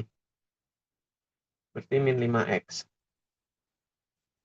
Gitu. Nah, setelah itu ini juga dikali nih. Ini ke sini dikali, ini ke sini juga dikali. Setelah itu hasilnya ini nanti ditambahkan harus min 5x. Kira-kira kayak gitu. Jadi, perhatikan tandanya juga ya. Ini plus 1, plus itu biasanya nggak kita tulis. Nah, jadi teman-teman harus pikirkan. Di sini ada 2 angka yang dikali hasilnya 4x kuadrat. Terus di sini dikali hasilnya 1. Kemudian kalau ini dikali ini dikali ini, hasilnya di sini kemudian ditambahin jadi min 5x. Gitu. Kira-kira kayak gitu. Itu yang perlu kita pikirkan. Ini bagiannya kira-kira kayak gini. Untuk setiap persamaan yang ini cara ini semacam rumusan ya, kita bikin rumusan cara kayak gini itu bisa dipakai kalau bentuknya itu kuadrat, bentuknya orde 2. Pangkat paling tingginya itu 2. Teman-teman bisa pakai cara seperti ini. Gitu. Nah, di sini kita lihat, mungkin yang jelas dulu, kalau 1 ini nggak terlalu banyak pengembangan, biasanya 1 kali 1. Ya, sebenarnya bisa juga setengah kali 2. Sepertiga kali 3. Sebenarnya bisa juga. Cuma, umumnya yang bisa difaktorkan di sini mengacu ke bilangan bulat. Gitu. Jadi, di sini biasanya kita tebak nih 1 dengan 1. Nah, terus 4x kuadrat ini sebenarnya bisa 2x dikali 2x. 2x kali 2x, 4x kuadrat. Tapi kalau teman-teman lihat, di sini jadinya nanti 4x. Kalau ditambahin 2x kali 1, 2x kali 1, ya ini kebetulan kali 1. Jadi nggak berubah, bisa langsung teman-teman lihat tambahin aja. Itu bisa juga sebenarnya 4x sama x. 4x sama x. Oh, ini jadi 4x kuadrat kalau dikaliin. Ditambahin 5x. Tapi kita perlunya minus 5x. Nah, ini sebenarnya cara ngakalinnya aja. Kalau kita mau cuma minus, tinggal kasih aja minus di sini. Minus sama minus. Itu ya udah di sini masukin min 4x. Sini min x. Selesai. Dengan teman-teman masukin min 4x sama min x, di sini dikalikan nggak berubah. Karena kalau dua-duanya dikasih minus, dikalikan tetap jadi plus. Gitu. Nah, jadi kita bisa nemu di sini kalau min 4x kali 1, di sini min 4x, min x kali 1, di sini min x. Ditambahin min 5x, oke cocok. Terus jawabannya yang mana? Jawabannya itu yang ini. Oh, kuningnya nggak terlalu jelas. Jawabannya itu yang ini dikali dengan yang ini. Gitu. Nah, berarti kalau dalam hal ini, setelah teman-teman bikin, jawabannya itu adalah min 4x plus 1 dikali min x plus 1. Oke, pemfaktorannya selesai. Tapi sebenarnya nggak terbatas pada ini. Ini mungkin ada juga orang yang nulis kalau yang kayak gini itu, mereka nggak kurang suka minus di depan. Mereka tukar. Min 4x tambah 1 itu 1 dikurang 4x. dikali 1 dikurang X. Ini salah satu solusinya. Cuma bahkan mungkin nggak terlalu umum. Ada juga sebenarnya, oh ini aku nemu cara lain. Cara lain di sini bisa juga aku bikin yang depannya ini tetap 4X sama X.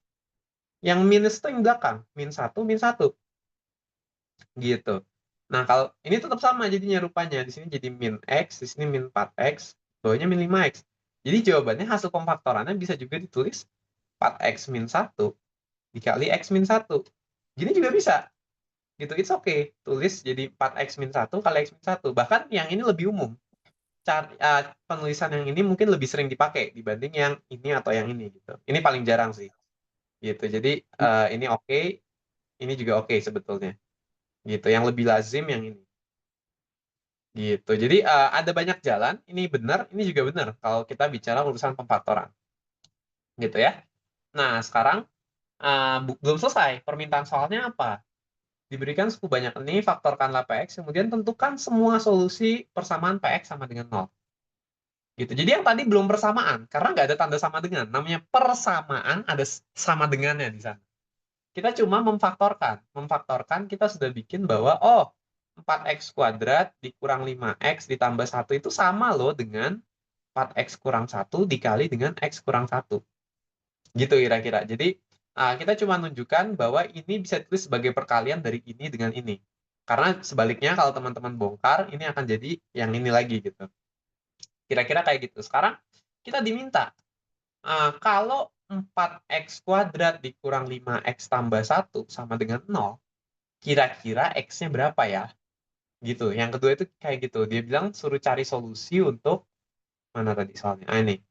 Tentukan semua solusi dari persamaan Px sama dengan 0. Px-nya dalam hal ini yang ini sama dengan 0. Artinya kita sebenarnya main tebak-tebakan. Atau kalau aku boleh bilang dalam kalimat, ada suatu bilangan yang kalau dikuadratkan, lalu dikali 4, dan dikurangi 5 kali bilangan itu, lalu ditambah 1, hasilnya adalah 0. Kira-kira berapakah bilangan itu? Gitu. Nah, main tebak-tebakan di sini. Sebenarnya main tebak-tebakan kayak gini bisa kamu coba-coba.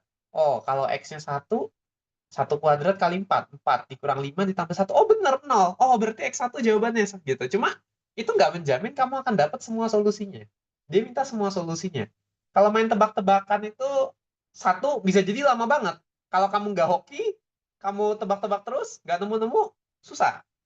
Makanya, pemfaktoran menjadi salah satu opsi yang bisa kamu gunakan untuk menyelesaikan sama dengan 0. Ini kita faktorkan jadi 4x kurang 1 dikali x kurang 1 yang tadi udah kita lakukan sama dengan 0. Nah, di sini, ini teman-teman mungkin belajar dari sejak SMP, SMA, lalu dipakai lagi di kuliah. Teman-teman sampailah ke kesimpulan bahwa x sama dengan 1/4 atau x sama dengan 1. Mungkin ada yang udah terbiasa kayak gini. Tapi nanti kalau teman-teman nggak tahu kenapa begini, aku cuma ikutin aja biasanya kayak gini, itu mungkin akan ada beberapa yang nanti susah kalau teman-teman memperdalam ilmu ini. Teman-teman bahas matematika 2, dan seterusnya kalau ada yang nanti di jurusannya matematika 3 dan sebagainya. Jadi ada baiknya teman-teman tahu juga kenapa dari sini jadi kayak gini. Ide dasarnya itu begini. Kita bikin dia jadi suatu bentuk perkalian, yaitu ini kali ini. Ini pasti nanti suatu angka. Berapapun kamu masukin X ini jadi suatu angka, ini juga jadi suatu angka. Sekarang tuh, jadi permainan tebak-tebakan kita itu dari sini kita ubah ke sini. Dan ini itu sama aja kayak gini. Aku punya 2 bilangan, aku kalikan. Aku nggak tahu berapa bilangan nih. Main tebak-tebakan aja kita. Aku punya 2 bilangan, aku nggak tahu berapa 2 bilangan ini, tapi hasil perkalian ini katanya 0. Nah, di situ sebetulnya kuncinya. Kuncinya adalah kalau perkalian, 0 itu kan kita tahu berapapun dikali 0 hasilnya 0. Dan kita tahu kalau di sini bukan angka 0, let's say 7, di sini 4. 7 kali 4 itu kan 28. Atau 3 kali 5, 15, dan seterusnya. Jadi kalau di sini nggak 0, di sini juga nggak 0, dikaliin nggak mungkin jadi 0. Sekarang gimana caranya kalau aku punya 2 bilangan, main tebak-tebakan, dikaliin harus jadi 0? Ya, aku bisa tebak salah satunya 0. Kalau di sini 0, ininya aku nggak peduli, mau berapapun pasti jadi 0 nanti. Atau sebaliknya, yang 0 di sini. Kalau yang 0 di sini, mau berapapun yang ini, aku nggak peduli. Aku nggak peduli, jadinya pasti 0. Nah, jadi gitu. Kalau 2 bilangan dikalikan hasilnya 0, salah satunya pasti 0. Logika dasarnya di situ.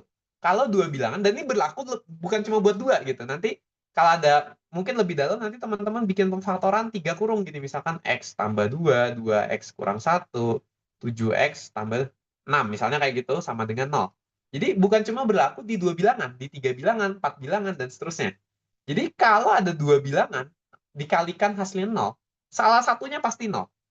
Begitu juga kalau ada 5 bilangan, dikalikan hasilnya 0, salah satunya pasti 0.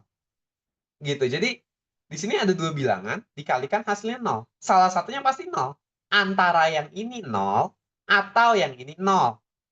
Dan uniknya, kalau ini 0, udah kita nggak perlu pusing lagi sebelahnya gitu loh. Karena apapun dikali 0 pasti 0. Nah, di situ enaknya. Kenapa teknik pemfaktoran ini bekerja dengan sangat baik untuk nebak ini yang hasilnya 0 gitu loh. Jadi kalau ini 0, oh rupanya seperempat. Udah, yang ini kita nggak peduli mau angka berapapun nanti hasilnya. Kalau dimasukin seperempat, di sini kan jadi min 3/4 ya. 0 kali min 3/4, iya 0 gitu. Dan teman-teman bisa konfirmasi juga kalau dimasukin ke sini. 4 dikali seperempat kuadrat, dikurang 5 kali seperempat, tambah 1, hasilnya pasti 0. Gitu. 1 membuat yang ini 0. Kalau ini udah 0, yang ini kita nggak peduli. Udah, pasti 0 hasil dikali berapapun gitu. Nah, enaknya di situ. Jadi, makanya itu sampai di kesimpulan antara yang ini 0 atau yang ini 0. Gitu. Jadi, mungkin selama ini cuma prosedural, teman-teman pahamin ini kayak, oh aku ikutin doang. Sebenarnya ada asalnya. Asalnya itu dari situ gitu. Dan itu kadang penting buat teman-teman tahu supaya kalau ada soal-soal yang lebih kompleks, tiba-tiba kurungnya ada 4 gitu, sama dengan 0, teman-teman nggak bingung karena teman-teman tahu logika asalnya gitu. Bukan cuma ngikutin prosedural. Makanya nanti kalau ujian soalnya dimodif-modif, banyak modifikasi, teman-teman tetap bisa asal teman-teman paham konsepnya. Teman-teman tahu pemikiran kritis yang ada di balik hal itu gitu. Kira-kira kayak gitu. Jadi yang ini jawabannya ini, semua solusinya 1 dan seperempat. Dan itu dia, kalau teman-teman main tebak-tebakan, sangat susah teman-teman buat nebak seperempat. Di sini suruh main tebak-tebakan, gimana ketebak seperempat? Siapa yang kepikiran seperempat? Kira-kira kan kayak gitu. Gitu, makanya kita gunakan pendekatan cara ini. Meskipun cara ini sebenarnya masih ada nebaknya juga, yaitu di atas ini tadi, ketika teman-teman bikin pemfaktorannya itu kan sebenarnya nebak gitu. Jadi masih ada faktor nebaknya, tapi nebaknya itu masih bisa ketebak. Kira-kira kayak gitu. Ketimbang teman-teman langsung kerjakan yang ini, tebak langsung berapa X yang bikin 0, nggak susah gitu nebak seperempat. Jadi kita gunakan approach dari pemfaktoran. Gitu, itu dia jawabannya. Jadi buat nomor 7, ini pemfaktorannya yang tadi, yang merah tadi ini, semua solusinya ini apa? Standar merah juga deh. Seperempat atau 1. Ada yang mau ditanya?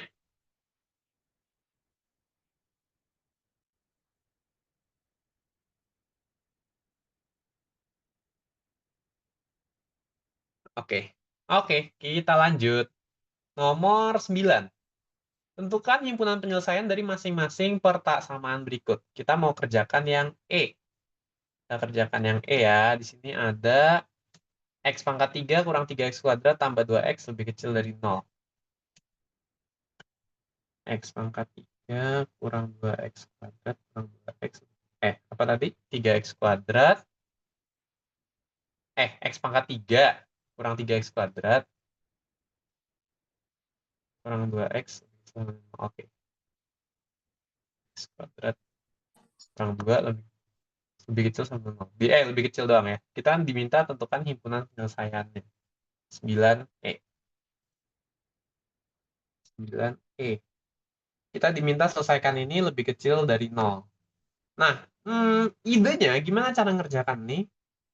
Ada beberapa cara. Lagi-lagi ada beberapa cara sebetulnya. Matematika itu selalu ada banyak cara. Cuma mungkin salah satu yang standar. Yang standar yang teman-teman pelajari di SMA, yang teman-teman pelajari juga mungkin di kuliah adalah anggap dulu seakan-akan sama dengan 0. Seakan-akan ya. Soalnya mah tetap ini. Soalnya tetap ini nggak akan berubah. Tapi kita anggap dulu seakan-akan dia sama dengan 0. X pangkat 3 min 3X kuadrat min 2X sama dengan 0. Kemudian seakan-akan kayak gini, kalau kita mau nyelesain kayak gini, gimana caranya? Kita faktorkan.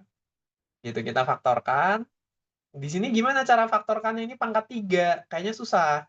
Nah, sebenarnya ya, kalau pangkat 3 itu nanti ada teknik khusus. Tapi dalam hal ini kita lihat semuanya ada X. Mulainya dari sana. Dan ini teman-teman perlu ngertinya itu dari pembiasaan. Semuanya ada X, bisa putus jadi X dikali X kuadrat kurang 3X kurang 2. Sama dengan 0. Gitu. Nah, yang dalam ini bisa dikalikan lagi. X dikali X kurang 2 dikali X. X. Ini minus semua ya. min 3x kuadrat plus 2x. Sorry, ini plus 2x. Aku salah tulis soal. Plus 2x. Ini plus. Berarti ini min 1 sama dengan 0. Gitu. Nah, ini dari pembiasaan. Kalau teman-teman udah biasa, ini bisa langsung difaktorkan kayak gini. Kalau belum biasa, yang tadi ya, pakai cara ini. Boleh pelan-pelan pakai cara yang ini, teman-teman tebak. Gitu. Kalau udah biasa, bisa langsung juga it's okay, good. Gitu. Jadi, pertama-tama kita anggap dulu seakan-akan sama dengan. Nanti aku jelaskan kenapa dianggap seakan-akan sama dengan 0. Gitu. Jadi di sini kemudian kita faktorkan. Kalau mau nyari sama dengan 0 kan kayak tadi ya. Idenya adalah kita buat jadi perkalian. Nah, di sini nih cocok nih kena. Kita ada 3 bilangan. 3 bilangan dikalikan hasilnya 0.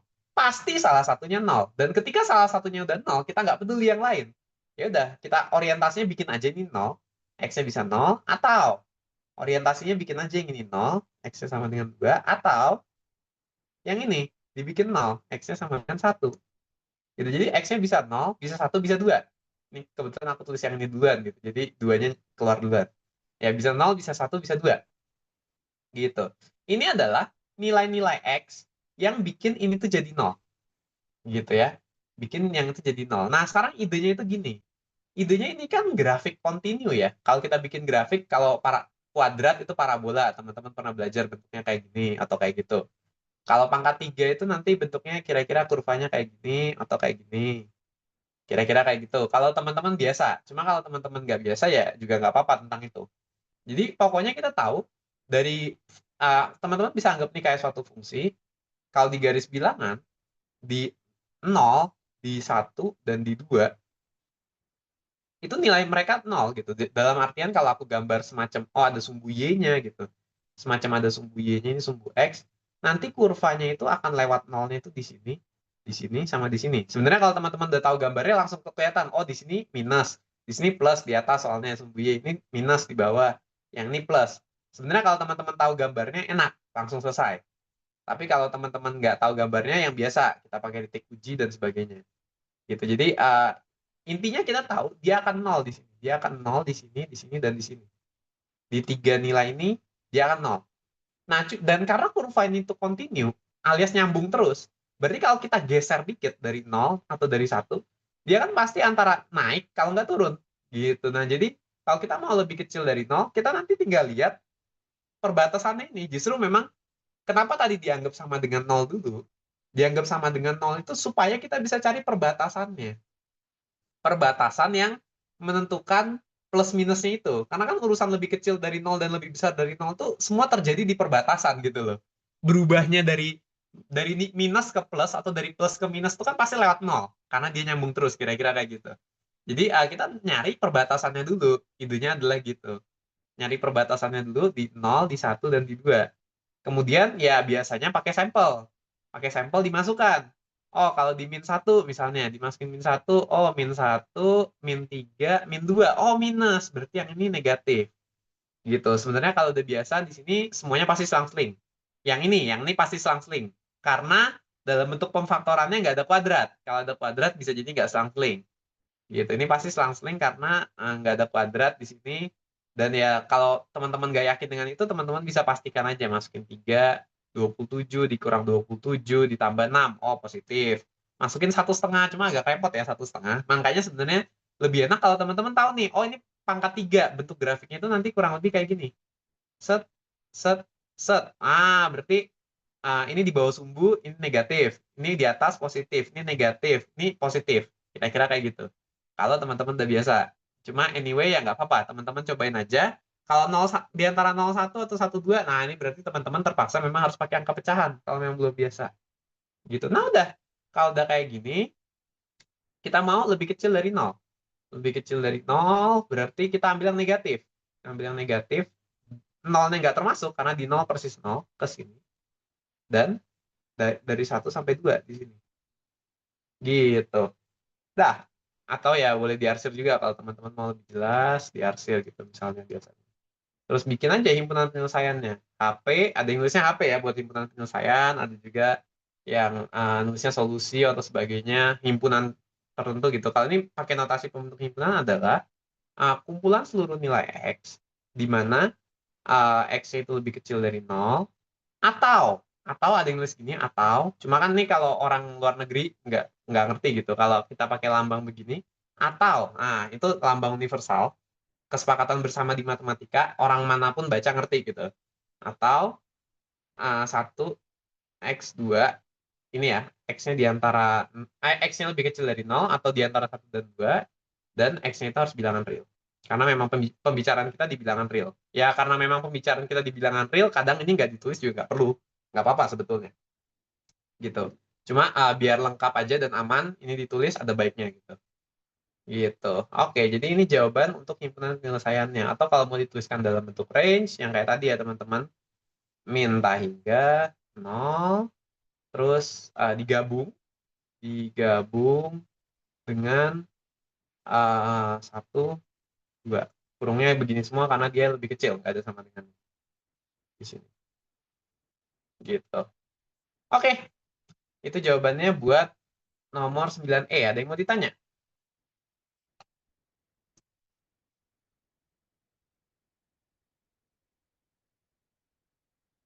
Nggak ada. Oke, kalau ada yang mau tanya juga jangan sungkan.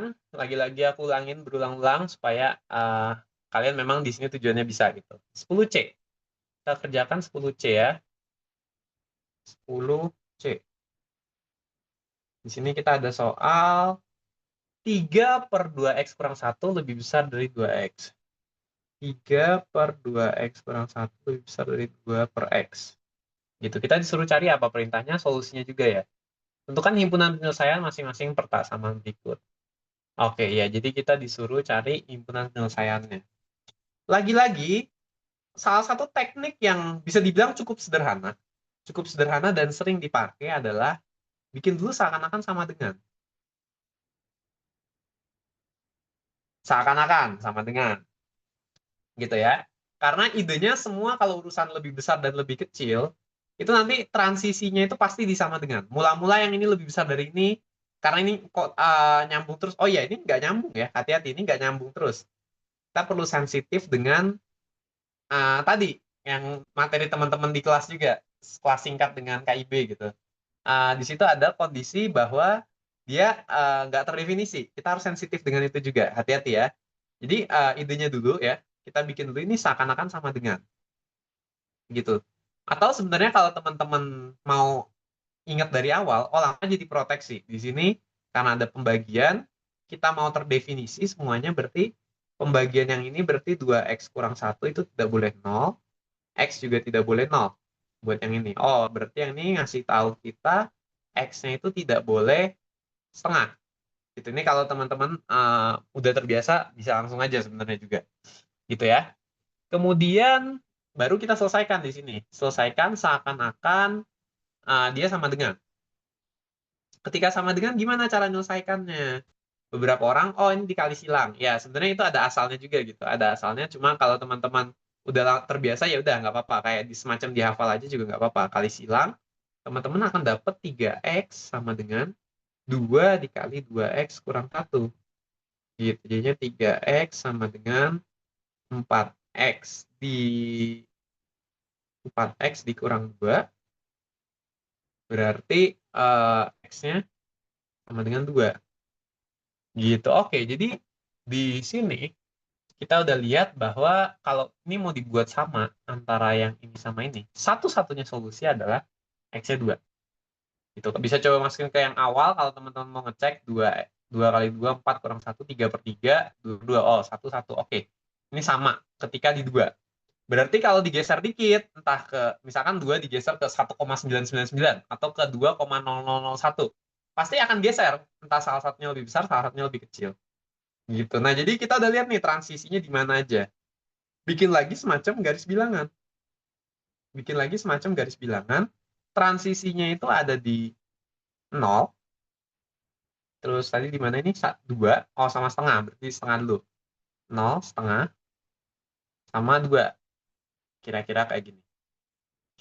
Mungkin nggak terlalu sesuai skalanya, cuma nggak apa-apa. Ini cuma pendekatan aja. Gitu. 0, setengah, sama 2. Ini adalah titik-titik transisinya.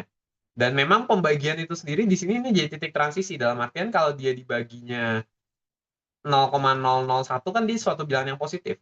Sementara kalau di bagian minus 0,001 dia jadi bilangan negatif gitu. Jadi di 0 tuh dia transisi, di sini juga dia transisi gitu. Nah, jadi di sini kita perlu lihat di mana saja dia memenuhi. Mungkin kalau teman-teman lebih suka dengan yang tanda plus minus, oh ini mau plus minus, tapi kalau kayak gini kan ada dua ruas. Oke, berarti bisa teman-teman ubah dulu. Teman-teman modifikasi yang di sini. Bikin jadi pertidaksamaannya itu teman-teman modifikasi jadi kayak gini. Aku taruh di sini deh ya. 3/2x kurang 1 dikurang 2/x lebih besar dari 0. Teman-teman bisa modifikasi jadi kayak gini. Ketika teman-teman mau orientasinya plus minus gitu. Cuma sebenarnya balik lagi matematika itu bagian esensialnya adalah kita paham apa yang kita lakukan.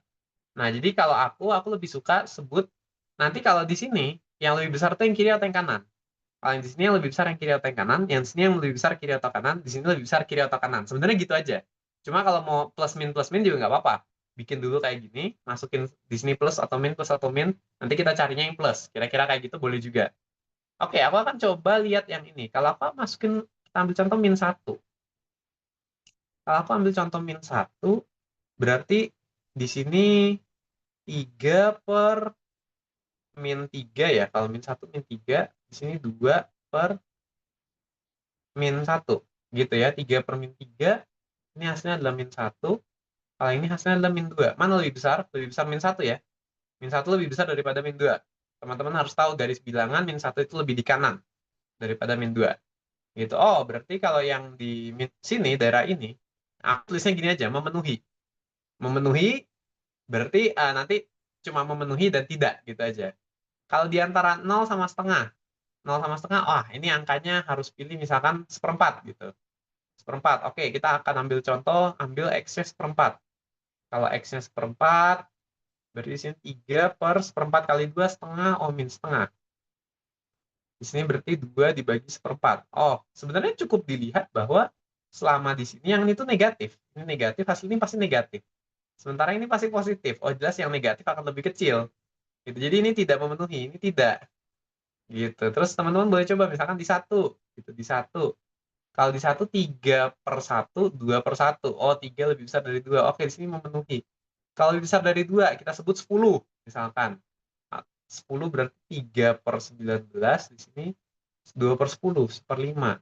Gede mana? Gede 1/5. Oh, berarti kita maunya yang lebih besar yang kiri ini tidak memenuhi.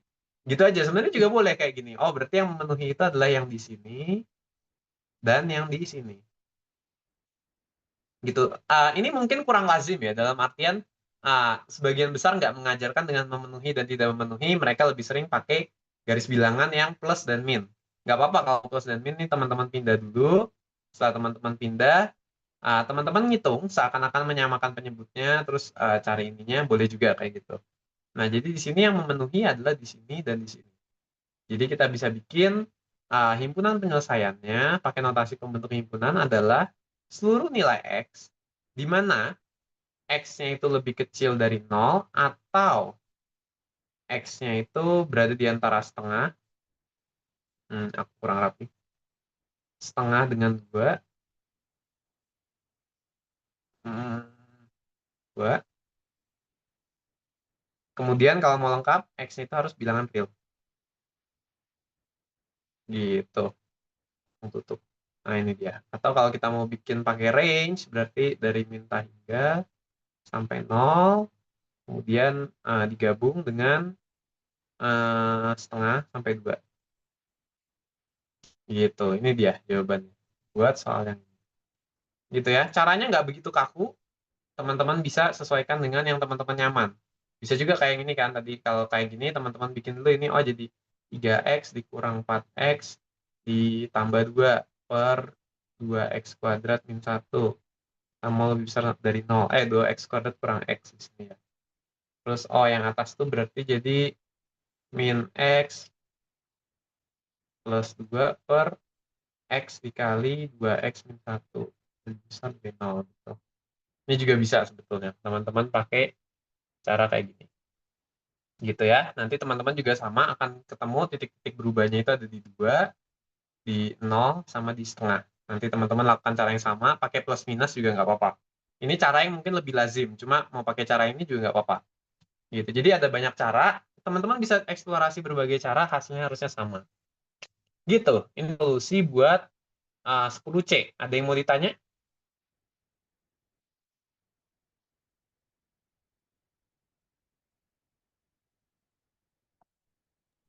Aman, Ya, Kak? nanti kalau kalau ada yang mau tanya jangan sungkan ya. Oke, kita lanjut. Sekarang ke nomor 13C. 3 nomor lagi ya. 13C, 16C, 20B. 13C dulu. 13C, harusnya tadi aku kasih jarak biar langsung soalnya di bawahnya aja, nggak perlu kita tulis ulang. 13C itu mutlak 2x kuadrat kurang 5 lebih kecil dari 3. Mutlak 2x kuadrat kurang 5 lebih kecil dari 3. Oke, kita diminta lagi-lagi himpunan penyelesaiannya. Ya, 2x kuadrat kurang 5 lebih kecil dari 3, kita diminta himpunan penyelesaian. Nah, sekarang kalau bicara tentang mutlak, kita anggap dulu ada mutlak angka dulu. Kita harus paham mutlak itu apa. Mutlak itu kita bikin dia pasti positif.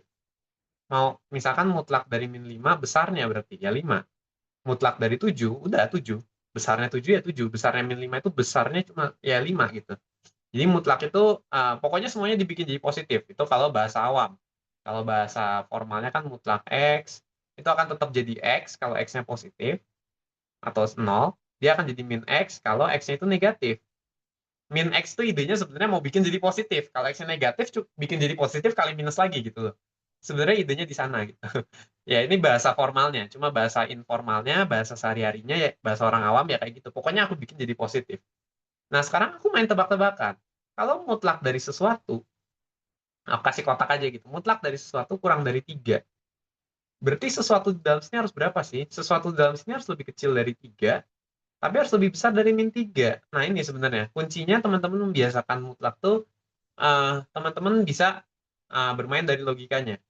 Kalau dia min 1, dimutlakin jadi 1, masih lebih kecil dari 3. Min 2 juga masih 2, lebih kecil dari 3. Nah, batasnya itu adalah ketika di min 3. Min 3 dimutlak jadi 3, udah persis mentok. Nah, kalau min 4 dimutlakin 4. Nah, udah lewat, lebih gede dari 3. Jadi, batasnya kalau minus sekecil-kecilnya min 3, batasnya kalau besar sampai 3 doang juga. 3 masih lebih, oke, 3 itu batasnya, nggak bisa. Nanti kalau udah 4, 5 makin gede lagi nggak bisa juga. Atau kalau teman-teman mau lihat secara grafik mutlak tuh kayak gini, huruf V gitu, terus dibatasin tingginya harus di 3. Oh, berarti di antara min 3 sampai 3. Sementara kalau lebih besar ya kebalikannya, dia harus lebih besar dari 3. Misalkan kalau ada tebak-tebakan, ini yang ada di dalam sini itu harus lebih besar dari 3. Oh, berarti ininya sendiri boleh lebih besar dari 3, atau boleh juga ininya lebih kecil dari min 3. Kayak gitu. Jadi bisa di sini, bisa juga di sini. Asal logikanya dari sana dulu. Setelah itu baru kita masuk ke sini. Kalau kita udah dapat logikanya, kalau kita mau kerjakan soal ini berarti mutlak 2x kuadrat kurang 5 itu harus lebih kecil dari 3. Berarti 2x kuadrat kurang 5-nya itu sendiri harus lebih kecil dari 3, tapi harus lebih besar dari min 3. Gitu. Ini tadi ya idenya dari logika itu. Gitu. Kemudian setelah teman-teman dapat kayak gini, kalau teman-teman terbiasa menyelesaikan ini sebenarnya 2/3 ya. Gabungan dari 2x kuadrat kurang 5-nya harus lebih kecil dari 3, dan ya pada saat yang bersamaan 2x kuadrat kurang 5-nya harus lebih besar dari min 3. Ini sebenarnya gabungan 2/3. Gitu, 2/3. Kalau teman-teman nggak biasa, teman-teman pecah 2. Ini berarti 2x kuadrat min 5 harus lebih besar dari min 3, dan 2x ini dan 2x kuadrat kurang 5 harus lebih kecil dari 3. Kalau teman-teman terbiasa ngerjakan langsung 2 begini sekaligus, juga boleh. Gitu. Cuma kalau nggak terbiasa dipecah begini. Ini jadi 2x kuadrat lebih besar dari, teman-teman boleh pindahin ke satu ruas kayak tadi, kayak kalau yang teman-teman dengar di kelas. Aku kasih tunjuk deh dua-duanya caranya. Di sini bisa 2x kuadrat min 2 lebih besar dari 0. 2 dalam kurung x kuadrat min 1 lebih besar dari 0. 2 kali x min 1 kali x plus 1 lebih besar dari 0. Nah, ini teman-teman bisa bikin garis bilangan dengan patokannya di min 1 dan 1. Karena pembuat nolnya di sini adalah ini sama ini. Gitu. Ini yang tadi diajarkan caranya kayak gini. Kemudian bisa dicoba langsung di sini, nanti ini plus, ini min, ini plus. Gitu. Oh, berarti yang kita mau yang di sini dan yang di sini. Gitu. Ini cara pertama. Cara kedua bisa juga teman-teman bikin dari sini, berarti 2x kuadratnya harus lebih besar dari 2. Berarti bagi 2 aja kiri kanan. Kalau dibagi 2, 2 itu positif, tandanya nggak berubah. X kuadrat lebih besar dari 1. X kuadrat lebih besar dari 1 berarti X-nya harus lebih besar dari 1 atau X-nya harus lebih kecil dari min 1. Nah, ini kalau udah biasa. Kalau belum biasa, dari sini pelan-pelan aja kayak, oh kalau 1, 2, 3 di kuadrat makin gede, dia lebih besar dari 1. Oke, ini memenuhi. Terus kalau minus juga bisa loh, jangan lupa, karena ini urusannya kuadrat. Gitu, selama dia lebih kecil dari min 1, min 2 di kuadrat jadi 4, lebih besar dari, ya jadi 2 ini. Atau kalau teman-teman ingat, dari grafiknya juga bisa. Teman-teman tahu X kuadrat itu parabola standar gitu. Parabola gini yang ada sumbu Y-nya, sumbu X-nya.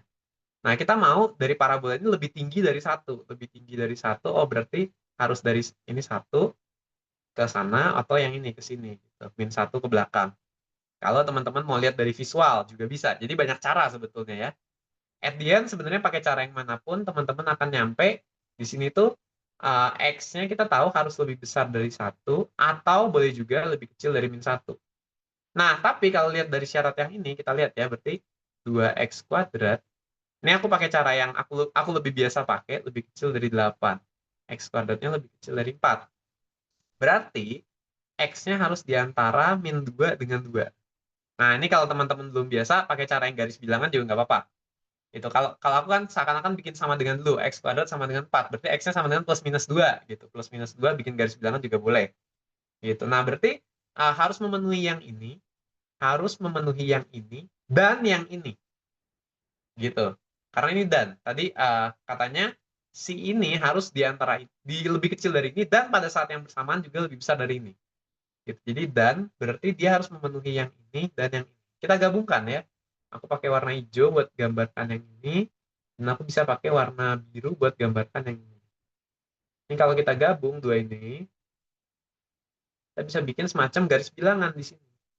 Garis bilangan min 2, min 1, 0, 1, 2. Angka-angka pentingnya aja aku tulis di sini ya. Gitu. Nah, katanya dari yang hijau, yang biru dulu deh. Yang biru dia harus ada di antara ini, dua ini. Gini, dia harus ada di antara dua ini. Boleh berapapun, bebas. Nah, tapi dari yang hijau katanya dia harus di dalam yang hijau. Antara dia lebih kecil dari min 1 atau lebih besar dari 1. Itu ini yang hijau. Nah, karena dan berarti harus memenuhi dua-duanya. Harus memenuhi yang biru sama hijau. Aku salah pilih warna ini. Warnanya numpuknya jelek. Nah, jadi kalau dari sini akhirnya, kesimpulan akhirnya apa? Akhirnya himpunan penyelesaiannya adalah yang bagian ini dan ini. Gitu. Aku bisa tulis berarti himpunan seluruh X, di mana X-nya itu di antara min 2 dan min 1, atau X-nya di antara 1 dan 2. Dan X-nya harus bilangan real. Kalau mau lengkap, lagi-lagi ya. Kalau enggak, biasanya nggak dituliskan juga bisa toleransi sih. Cuma aku membiasakan diri aja dengan lengkap, supaya nggak, takutnya kan ada yang lebih kritis dalam hal ini. Jadi aku tulis kayak gini, atau bisa juga min 2, min 1 digabung 1, 2. Dah, kayak gini. Selesai. Ini buat jawabannya. Cara ngerjakannya seperti ini. Kalau teman-teman biasa ngerjakan pakai langsung sekaligus dari sini juga boleh, lebih bagus. Oh, tambahkan 5 semua. Tambah 5, tambah 5, tambah 5. Di sini kurang 5 tambah 5 habis. Di sini jadi 2, di sini jadi 8. 2x kuadratnya sendiri harus diantara 2 sama 8. Oh, terus dibagi 2 semua. Kalau dibagi 2 semua berarti nanti 1 X kuadrat 4. Kayak gini. X kuadratnya harus diantara 1 dan 4. Nanti nyampe ke kesimpulan ini. Kalau teman-teman udah biasa juga boleh langsung begitu. Kalau nggak biasa ya pelan-pelan kayak gini juga bisa. Gitu. Ini buat nomor 13. Oke.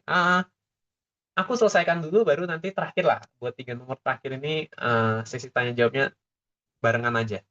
16. Tentukan pusat dan jari-jari lingkaran dari masing-masing persamaan lingkaran berikut. 16C.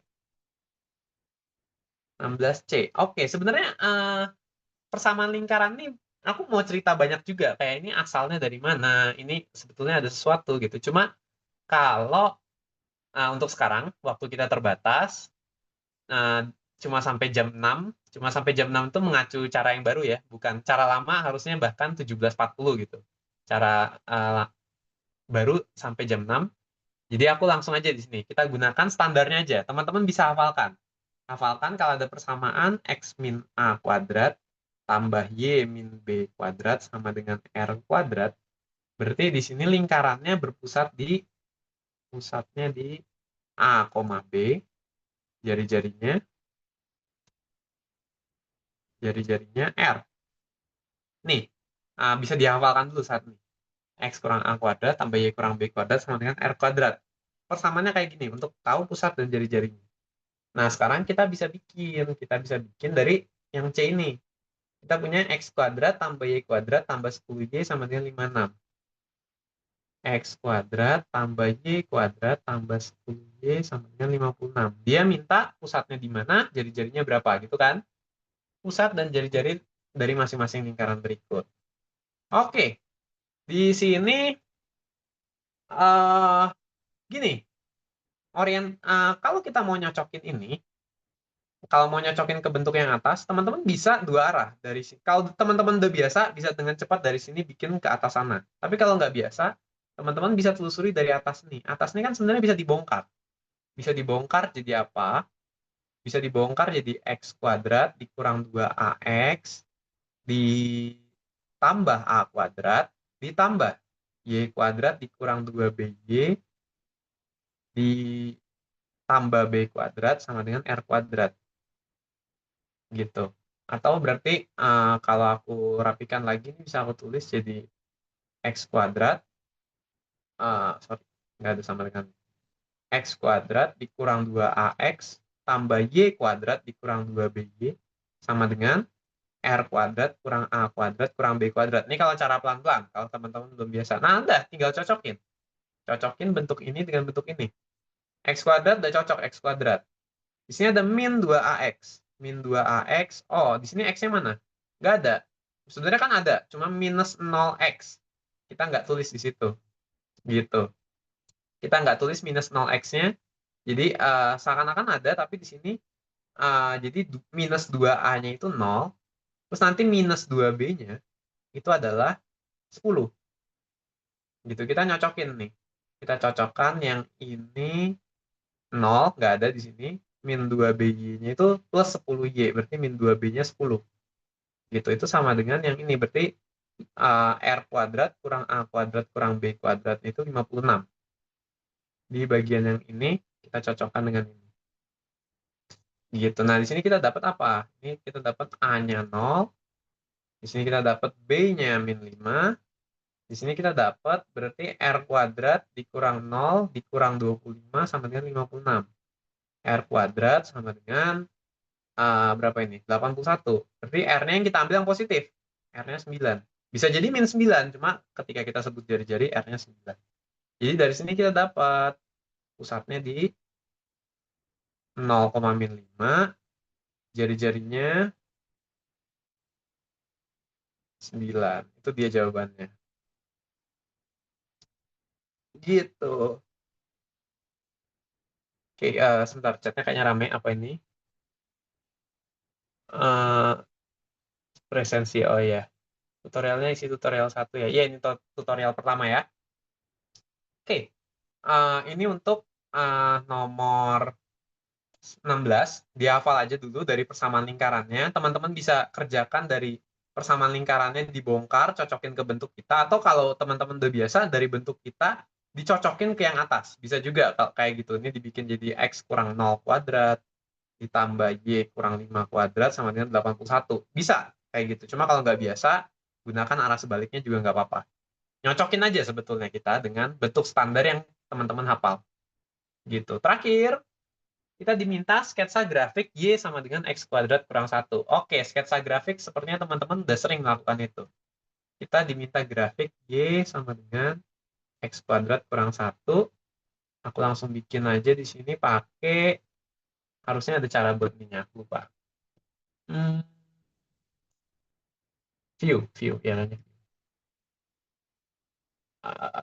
Rule lines ya. Oke. Y sama dengan X kuadrat kurang 1. Nggak susah ya, teman-teman tinggal kalau teman-teman udah tahu ini parabola, apalagi itu mempermudah lagi gitu. Teman-teman udah ada patokannya. Misalkan di sini kita bisa bikin sumbu X dan Y-nya. Ini sumbu X, misalnya ini sumbu Y. Teman-teman tinggal masukin. Oh, kalau X-nya 0, Y-nya -1. Misalkan aku kasih -1-nya di sini. Skalanya kayak gini ya. Skalanya kurang lebih kayak gini. Nah, -1. Oh, berarti di sini aku pakai merah deh. Merah biar jelas juga. Kalau X-nya 1, Y-nya 0. Kalau X-nya -1, Y-nya juga 0. Gitu. Kalau X-nya 2, Y-nya 3. Ini cara biasa yang teman-teman bisa gunakan juga ya. -2 juga 3. Nah, udah. Sebenarnya ini cukup untuk teman-teman gambar, oh bentuk parabolanya nanti kayak gini kira-kira. Oke, kayak gitu kurang lebih. Selesai. Ini cara plotting biasa yang teman-teman seharusnya juga pernah di SMA. Gitu. Untuk nomor 13, 16, 20. Terakhir, sebelum ditutup juga pukul 16 waktunya habis. Ada yang mau ditanya nggak dari teman-teman? Buat Kak, 3 ini atau gimana? Kak izin bertanya yang nomor 13 tadi. Tadi saya nyobain pakai cara kakak yang kedua. Itu hasilnya jadi 1 kurang dari X kurang dari 2, Kak. Nah, cuman kan untuk di jawaban kakak yang pakai cara pertama itu, kakak ada 2 jawaban gitu, Kak. Sementara saya cuman dapatnya tuh kayak 1 aja. Itu gimana ya, Oke, Kak? aku berangkat dari yang ini dulu. 1 lebih kecil dari X kuadrat lebih kecil dari 4. Ini cara kedua. Kita sampai ke bentuk yang simpel ini. Nah, kesalahannya adalah biasa langsung diakarkan semua, kelihatannya jadinya 1 lebih kecil dari X lebih kecil dari 2. Nah, ini makanya balik lagi kalau belum biasa lebih baik pelan-pelan daripada cepat tapi salah. Sebenarnya kalau aku mungkin ini banyak banyak pendekatan buat menjelaskan itu banyak cara. Oh, aku bisa tinjau dari ingat bahwa kalau di akar muncul plus minus dari situ cuma mungkin akan agak ribet ketika udah nyambung 2 begini. X kuadratnya harus di antara 1 dan 4. Mungkin salah satu cara paling enak buat menjelaskan kenapa dia jadi 2 adalah lihat grafiknya. Lihat grafiknya X kuadrat. X kuadrat tuh kalau ini udah ada gridnya, jadi aku pakai gridnya aja. X kuadrat tuh kan bentuknya kira-kira kayak gini. Aku pakai bantuan biar lebih rapi juga. Nah, bentuknya X kuadrat kan kira-kira kayak gini. Persamaan X kuadrat. Nah, katanya X kuadrat ini ketinggiannya harus di antara 1 sampai 4. Berarti semacam ada batasan di sini. Oh, kamu harus lebih gede dari 1, tapi kamu juga harus lebih kecil dari 4. Nah, kamu akan nemu solusinya itu ada di sini dan sini. Gitu, which is ini nanti di X-nya 1, di sini itu di X-nya 2. Ini di X-nya -1, di sini X-nya -2. -2 gitu. Jadi kalau mau jawaban yang formalnya sebenarnya ingat bahwa ketika kamu punya misalkan sama dengan aja kalau X kuadrat sama dengan 4, X-nya itu ada plus minus 2. Plus minus akar 4. Gitu. Jadi itu jawaban yang formalnya dan tapi singkat aja di sini aku nggak jelaskan lebih detailnya. Mungkin kalau penjelasan yang lebih mudah untuk kali ini adalah kamu ingat X kuadrat itu kayak gini. Katanya dia harus ada di antara 1 dengan 4. Oh, berarti bagian ini ada bagian ini juga. 1 sampai 2, min 2 sampai -1. Kayak gitu. Ininya benar. X kuadratnya harus di antara 1 sampai 4. Yang salah adalah ketika dari sini tiba-tiba langsung disimpulkan, oh berarti X-nya di antara 1 dan 2. Ini yang kurang tepatnya di situ. Harusnya ada satu lagi tekan solusinya. -1 lebih kecil, -2 lebih kecil dari X lebih kecil dari -1.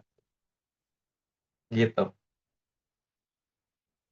Gitu aja sih paling. Kenapa ini jadi ini dan ini, itu penjelasannya agak panjang nanti kalau kita bahas matematisnya. Kita lihat visualnya aja dulu dari grafik. Kira-kira kayak gitu. Cukup menjawab nggak?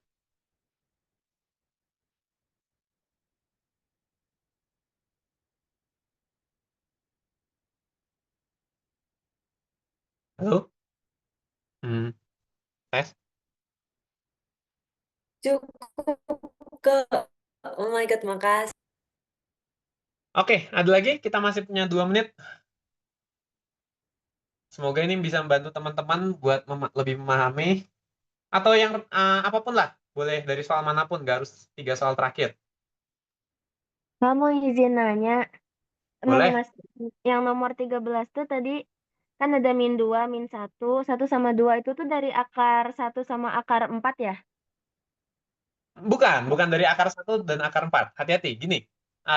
Nggak salah, tapi gini, ada min 1, min 2, 1 sama 2. Jadi gini, sebenarnya idenya berangkatnya adalah dari kalau X kuadrat sama dengan 1. Sebentar. Kayaknya ketekan KIB. Nomor Kalau X 3. kuadrat, 13 ya? Sorry, 13 apa itu? Oh, benar kok yang ini. Kalau misalkan di sini kita punya X kuadrat lebih besar dari 1 misalnya. Lebih besar dari 1. Nah, di sini, atau kalau biasa kita ngerjakan pertidaksamaan, kita anggap dulu sama dengan 1, misalnya kayak gitu. Nah, di sini X-nya adalah plus minus 1. Plus minus akar 1. Jadi, ada 1 dan min 1-nya bukan dari akar 1-nya, tapi karena memang plus minusnya udah muncul sebelum akar itu. Gitu.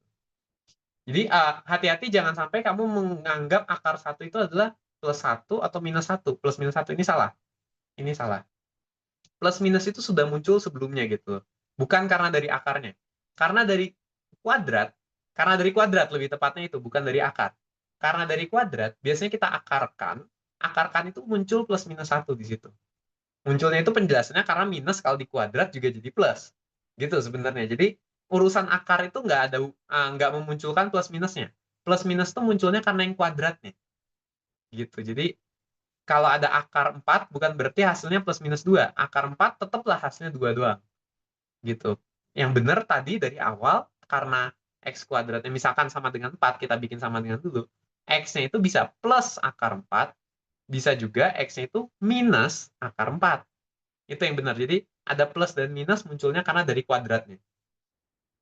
Kayak gitu. Cukup menjawab nggak? Cukup, Kak. Makasih.